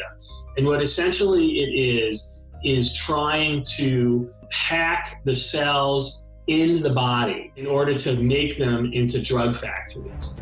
That's Forbes, and you can see the Pfizer badge in the background, right? It's very real. Now, in theory, it says it might also be possible to make a patient's own cells receptive to electromagnetic waves by removing them from the body, delivering TRPV1 and ferritin, and then putting the cells back. Interesting. As they relate that to like a stem cell treatment. Well, there's all sorts of overlaps to exactly how this could have played out. Now, all I hope people can see from these last two things is that this is real. This is from like a borderline decade ago, right? Well, like 8 years, 7 years, depending on what time you look at. The point is it's real. It's actually happening. And if you think this stopped with mice, you don't understand how the world works. Quite frankly, if you think that when you read this, it was only at mice, you don't understand how the military works and DARPA and the overlap with all of it. But here is 2021. Preclinical studies support Army's pan-coronavirus vaccine development. What is it? A spike ferritin nanoparticle COVID-19 vaccine developed by researchers at the Walter Reed Army Institute of Research. Because that's normally where you make vaccines, right? Military research. Spike ferritin nanoparticle. So it's an overlap with the ferritin protein, but also the spike protein, utilizing nanotechnology and for a pan-coronavirus vaccine.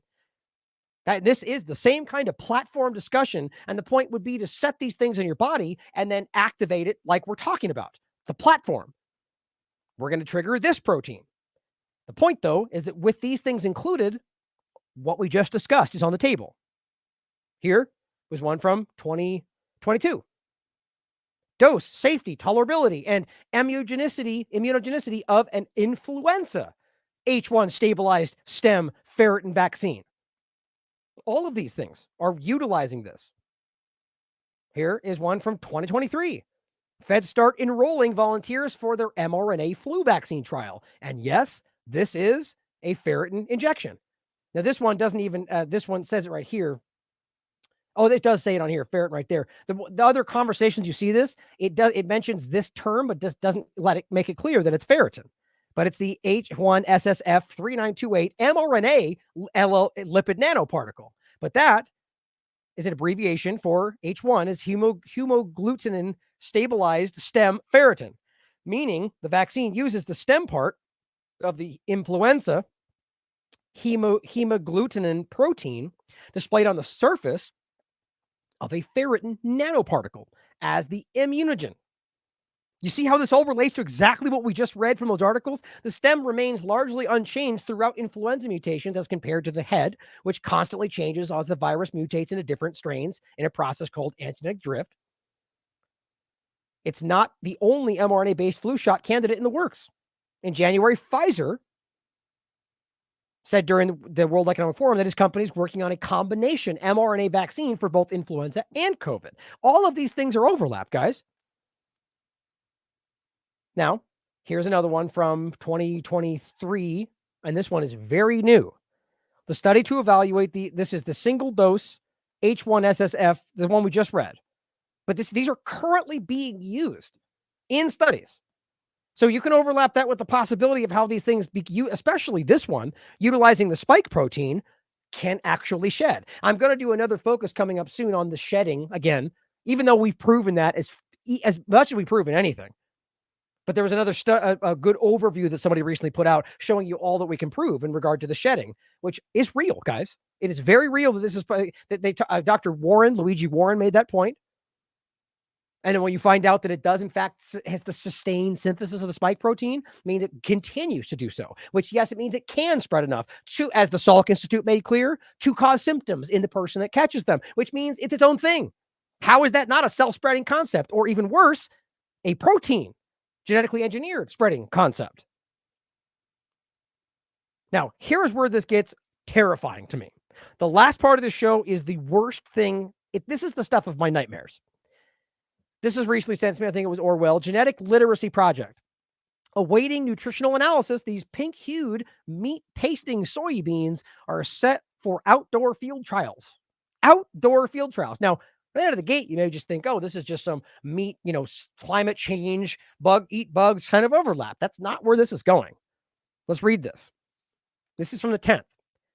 Fake meat doesn't taste anything like real thing. Pilot project putting pig genes into soybeans hopes to change the status quo. Palladini is the CEO of Mulic Science, a molecular farming firm that uses crops to grow proteins. Now it says animal proteins, but that's not absolute. It's simply using crops to grow proteins. And I've talked about this as far back, like way before COVID-19, with the idea of the GMO cannabis aspect. Remember, we talked about Prairie Inc. in Canada, which I don't even know if that place exists in the same way anymore. But back when I wrote about it, they were trying to make both GMO cannabis, but make crops that grew and had pharmaceutical properties like antidepressants. And that terrified me. And I still think that's happened. I think we're long since past that. God only knows what you're eating and what you're taking from the grocery store. But my point is, this is discussing utilizing these crops to create specific proteins. Now, yes, it's being framed as, we'll just make it animal protein so it tastes like meat, but that doesn't make sense to me. It says the idea is to turn plants into tiny, field-based factories that can produce high-value proteins and other molecules. Doesn't that sound crazy? Or provide a meat you have to plant, right? Well, we'll pretend it's about the meat taste. How about it's just about creating plants that can then produce proteins? Then even worse about that is talking, let's just say the spike protein. Now that may sound crazy to you, but it's just a protein is something that can be produced. And if we know that protein can then is in and of itself, here, I'll just grab that, capable of causing disease, which was the main point of this. This is just the overview article, the link to the studies right there. It's peer-reviewed, where they prove that the spike protein alone was enough to cause disease. Now, I'm not even getting into the part which we're going to get next, which is about the proteins that might be needed to get into your body, that might be needed to outwardly control or biosurveil. But I'm just simply talking about the fact that you're creating plants that make proteins that you're genetically altering. And then if that's capable of spreading, which this seems to be, what happens? How do you stop something like that? It says in June 2023, Mulic revealed that it had inserted genes from pigs into soy plants. One more reason to stay away from soy, in order to make soybeans that expressed porcine proteins. Palladini was still impressed with just how much pig protein his soybeans seemed to produce. Next year, he hopes to find the soybeans to take them to outdoor field trials. Welcome to Monsanto land, where these things blow into every field and suddenly there's no coming back from that. Now, I want to include this again before we finish with the other main part that's going to terrify you. This has been discussed many times. And what are we talking about if not a bioenhancement? That they've discussed, they've theorized, they've outlined. This is just one of them from 2019, peer-reviewed, PubMed, National Library of Medicine. Compulsory moral bioenhancement should be covert, secret. I'm going to read this all the way through. I haven't done it in a while. Some theorists argue that moral bioenhancement ought to be compulsory, right? Like, should they say, hey, this is going to save everybody from disease, or it's going to stop climate change, or whatever they say. And their argument is we should force that on people like they tried to do with the injection. This person says, I take this argument one step further. And this was, as you can see, Medical Ethics, Humanities, and Law, Western Michigan University. And this is many times it's been discussed. He says he takes this one step further, arguing that if moral bioenhancement, as they argue, ought to be compulsory, well, then its administration to you and your body ought to be covert rather than overt. This is to say that it's morally preferable, talk about mental gymnastics, for compulsory moral bioenhancement to be administered without you knowing about it, knowing that you're receiving it. His argument for this is that if moral bioenhancement ought to be compulsory, seeing as how they argue it's moral and needs to be done, then its administration is a matter of public health. And for this reason, it should be governed by public health ethics. Think even of using the word ethics in this conversation. You won't understand why this is necessary, so we shouldn't even tell you about it.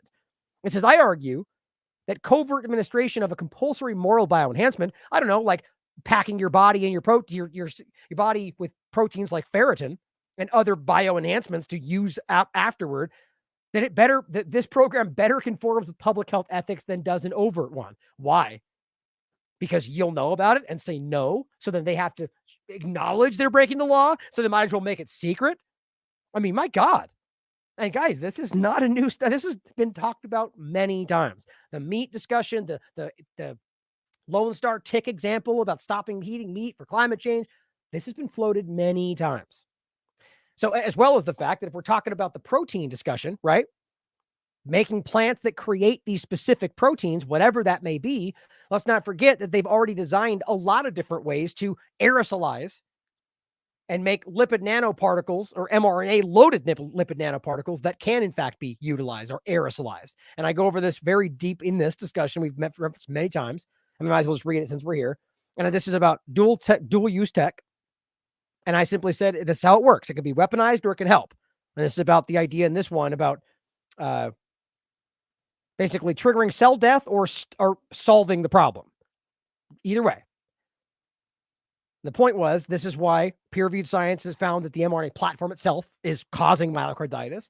Let's not forget that Ralph Barrick, North Carolina University, Chapel Hill, literally worked with the U.S. government funding to create a myocarditis-inducing coronavirus, then worked to aerosolize it in the caves of China and succeeded in this exact concept.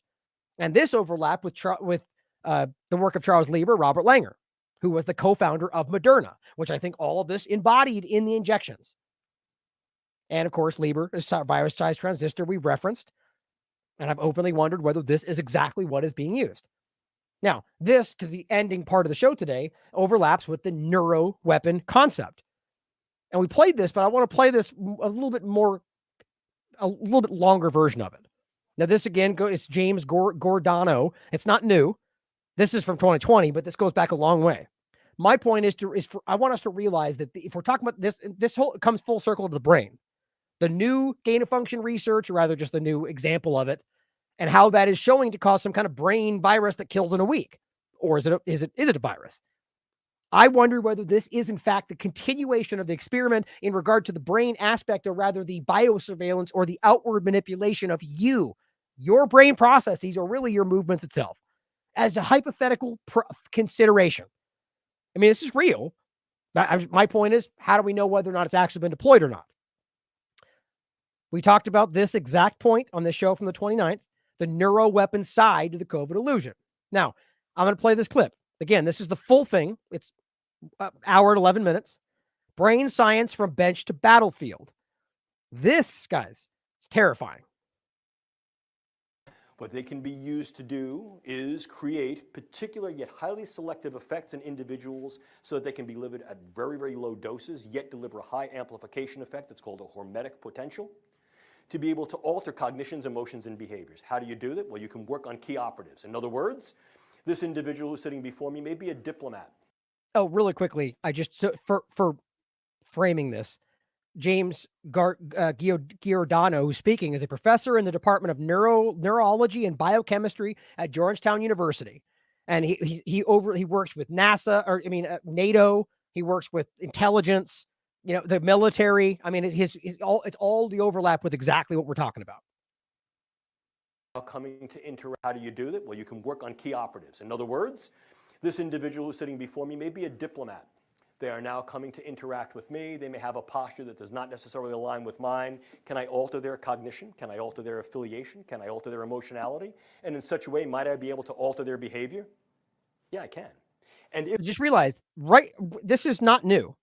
Discussing that, yeah, they already can do this. They can already utilize these technologies to manipulate you and the way you perceive the world around you. And this is about taking that in a whole new direction, or rather just a more invasive, deeper, more manipulative direction. If in fact this individual possesses political or charismatic capability, charm, charisma, leadership potential, to then stand before their people and say, this guy's my best buddy now. They might go, well, I'm following this guy. Or they might think he's stark raving mad and I've created social disruption within his political ranks. I can do that on a variety of levels. Now, there's a couple different points. It's about the middle part of what he says here, but I wanted to include all of it. And I just want, so this goes into a lot of different angles to this. It's one about something that is deployed, right? Whether viral or bacteria that can manipulate, or rather just the threat of that, which can manipulate. That goes into parasite stress theory that Derek has covered, that they don't need it, or Danny Rancourt's work. They just, the threat alone will drive you into taking whatever they want. But then also the application of some technology side of this, the nanotech, the smart dust aspect. From individuals who are head of a small family or group, to the tribal, to the community, to the large-scale population. So we can utilize these things to be able to affect key operators and dynamic individuals who may charismatically, politically, or through other means of power be able to affect groups. It's a ripple effect. It is a ripple effect. Moreover, we can induce a number of neuromicrobiological agents to then incur something called high morbidity. These are not necessarily mortal agents. We can modify the existing palette of bacteria and viruses through the use of gene editing techniques, very viable. This has been some of my ongoing work with my colleague Diane DeUlis at National Defense University. That's literally what we're talking about in the overlap of genetically manipulating viruses to do X, Y, and Z. And what we can also do is recognize that there are existing microbiologicals that can be harnessed to then induce the effects. We can also engage certain chemicals that way. What we want here is a morbidity factor, not necessarily a mortality factor.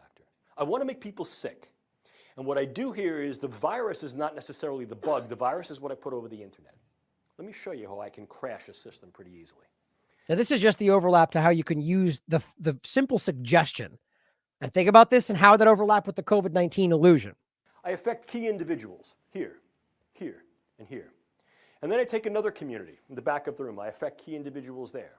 And then I take another community. I affect key individuals there. And then I do what every good attributional group does. I beat my chest and take credit for it. And what I put out over the internet is, this is a virus, a bacteria, an agent that I have infiltrated into your fill in the blank. I say it's a weapon of mass destruction, and what I tell you it's going to do is it's going to produce paranoia, anxiety, and sleeplessness. What I've just done is I've recruited every paranoid hypochondriac to think that they have whatever that is. I've used salient and sentinel cases, and I create essentially a legion of what's known as the worried well. They now flood emergency rooms. They flood their clinicians. The CDC responds back and says, no, no, no, there is no such a thing. And I've created a schism of trust between the population and the polis. It's both a short and a long war's effect. Right. So that's just about just narrative control. And this gets into the actual deploying of something real. Moreover, I can create particular neuromicrobiologicals that may have a much longer duration of action. For example, modified Zika virus. Modified Zika virus. What I can then do is, as a consequence of that, is I can affect subsequent generations to incur a public health morbidity and mortality effect that then creates an increased economic and perhaps social burden. Long war scenario. If I wanted to do something that's a little bit more proximate, I can utilize nanoparticulate matter. Now, we can utilize nanoscience to create much better drugs, to get them where they got to go in the brain. Right. I can create nanoscience and nanotechnology to be able to escort certain drugs across the proliferant barrier, which is the blood-brain barrier and blood. So apply that to what we're talking about.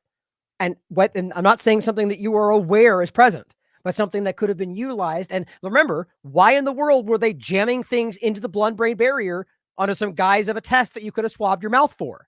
What were they testing to see was present? What were they trying to find out was going on in your brain? Cerebrospinal fluid barrier. So I get these things where they got to go. But I can also utilize nanoparticulate matter in a very indiscriminate way. The idea here is that I can get something called high CNS aggregation material that is essentially invisible to the naked eye and even to most scanners because it is so small that it selectively goes through most levels of filter porosity. These are then inhaled. Meaning masks don't work. Either through the nasal mucosa or absorbed through the oral mucosa.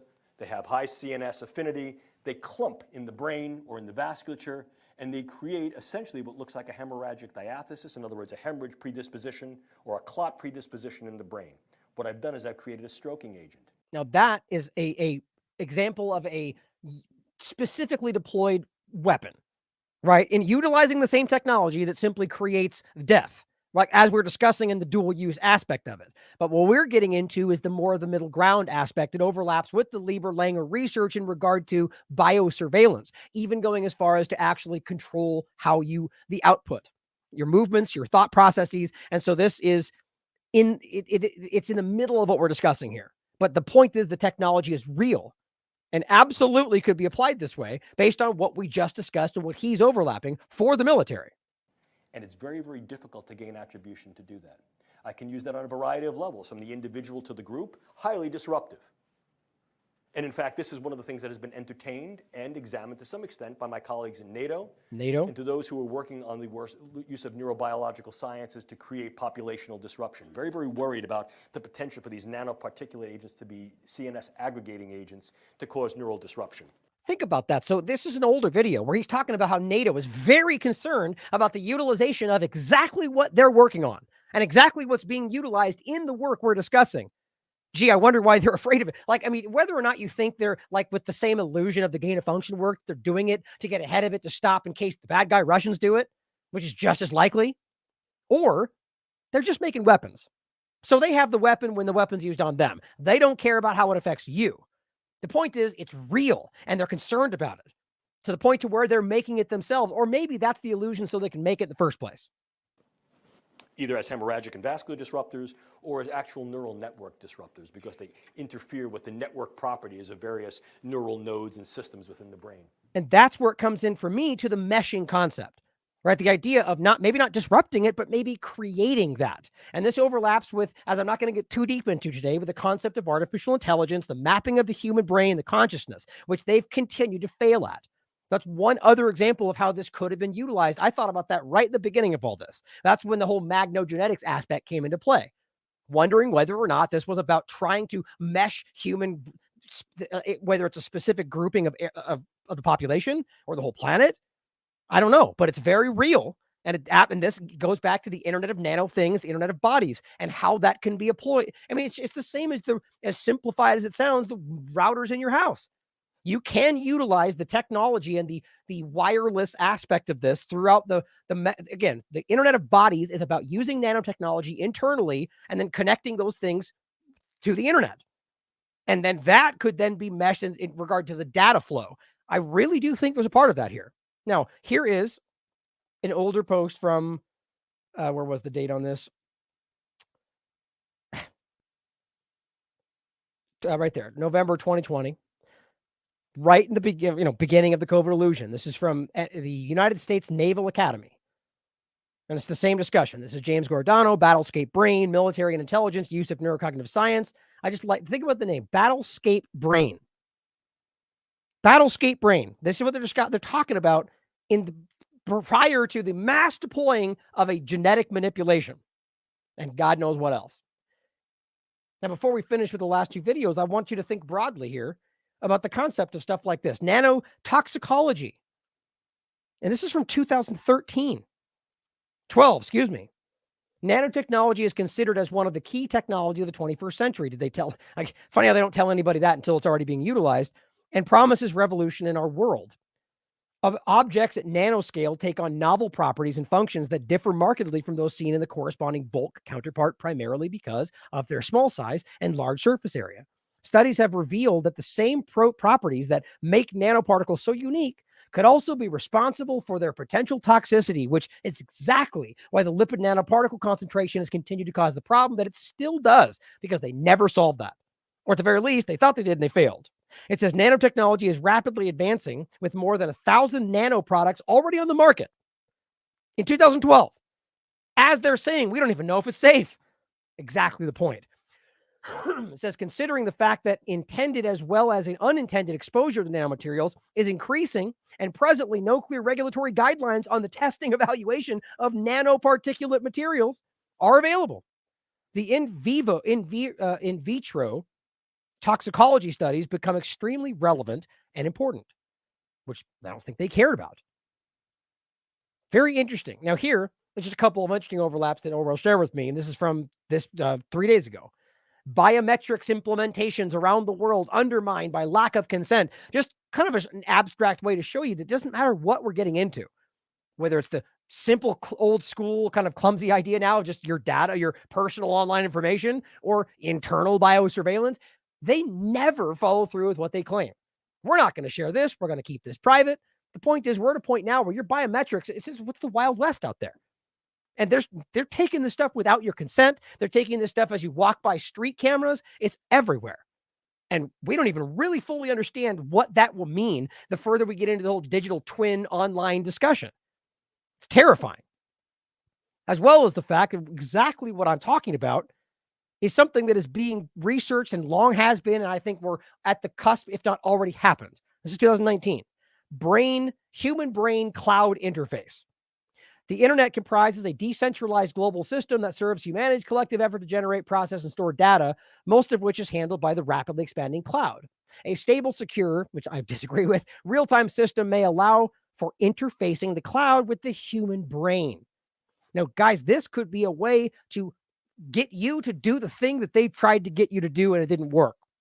But think about that. The idea of willfully tapping your brain into some cloud dynamic. That's kind of crazy to me. That's the overlap with the Elon Musk discussion as well, which is one promising strategy for enabling such a system, denoted here as the human brain cloud interface, would be based on technologies referred to as neural nanorobotics. Future neural nanorobotics technologies are anticipated to facilitate accurate diagnoses and eventual cures. That's always how this is framed, and maybe that's even true. But the point is so much bigger than that. Neural nanorobotics may also enable the brain cloud interface with controlled connectivity between neural activity and external data storage and processing via the direct monitoring of the brain's neurons and synapses. What does that give you? Mapping. And it's much more than what it just describes right there. But the bottom line is, I think, especially once this becomes the cloud, the mesh, the interface, the overlap, this is something that will give them more insight into the way the brain works and how consciousness works, I guess is the right word, than ever before. Subsequent to navigating the human vasculature, 3 species of neural nanorobotics could traverse the blood-brain barrier, enter the brain, ingress into individual human brain cells, starting to sound familiar, and auto-position themselves at the axon initial segments of neurons within glial cells and in intimate proximity to synapses. They would then wirelessly transmit whatever that stands for, that many bits per second of synaptically processed and encoded human brain electrical information via auxiliary nanorobotic fiber optics with the capacity to handle up to 10 to the 18th power bits per second and provide rapid data transfer to a cloud-based supercomputer for real-time brain state monitoring and data extraction. Sign me up. What in the hell, man? This stuff is terrifying. And I know anybody paying attention to this so far sees how perfectly that overlaps with everything else we're talking about. Now, just to end with the same things we discussed last time we discussed this, that they're telling you they're going to do this. James Corbett's one that really focused on this one from Canada, exploring biodigital convergence, where it just basically tells you, right? In the coming years, biodigital technologies could be woven into our lives in a way that digital technologies are now. Biological and digital systems are converging and could change the way we work, live, and even evolve as a species. My God. And they're just straight up telling you this. We've also talked about the fact where this document, I'll show you next, says in 2002, they have a 20-year plan, which puts us right on track to alter evolution with nanotechnology. It's just right on the surface, everywhere. This is converging technologies for improving human performance. What is Klaus Schwab telling you? That we're going to merge your biological and your basically merging your technological side with your biological side. That's what they're telling. That's what he says the 4th Industrial Revolution is all about. See if I have that.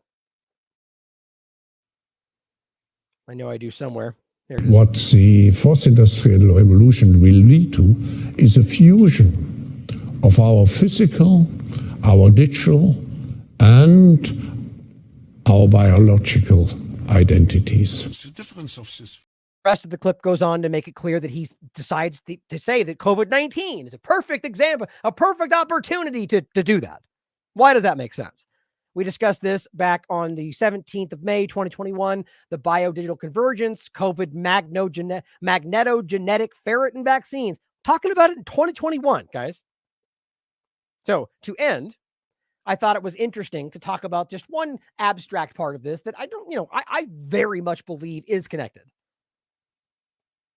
But the reality of geoengineering and the application of smart dust, which we'll end with, which you've seen many times, I don't think is something that should be dismissed. But for those that just act like all of this is dismissible, how about something that I think this is regarded by most people today as a conspiracy theory, even though it is a provable reality. And even though Truth Stream Media just shared an old video where this is David Walker, at the time, the Air Force Deputy Assistant Secretary for Science, Technology and Engineering, openly admitting that HAARP was used to control the ionosphere, to be able to control weather and a lot of other things. And yet it's a fake news story when brought up in civilized society. My point is to show you there's a lot around all of this that is converging to manipulate you. And we get told things are fake. Going back to the opening point about mis and disinformation, listen to what he says here.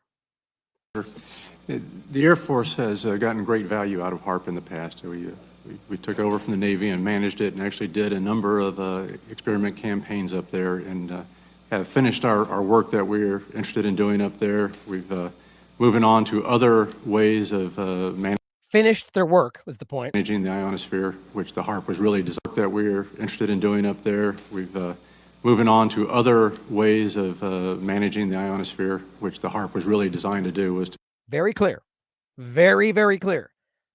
Managing the ionosphere. To inject energy into the ionosphere, be able to actually control it. Try to inject energy into the ionosphere in order to control it. It's not a conspiracy theory. It's exactly what people talk about. Now, one application of that would be to manipulate the weather, but it's much, much, much more dynamic than that. And but that work has been completed.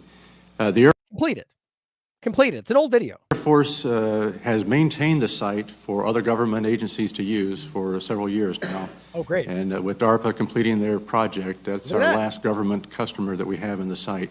Great. So DARPA, the same group involved with everything we're talking about right now, utilizing and controlling the ionosphere, right? Well, let's not forget this is not some secret thing. Here's an old post from 2018 from Harvard. Harvard.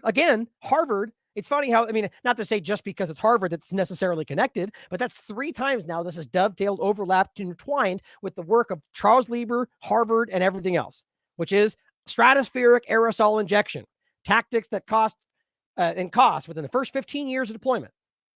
Right? This is geoengineering. It's not a fake story for people to still ridiculously say that. This has been ongoing for a very long time. You can call it chemtrails if you want, but I agree with Dane Wigington.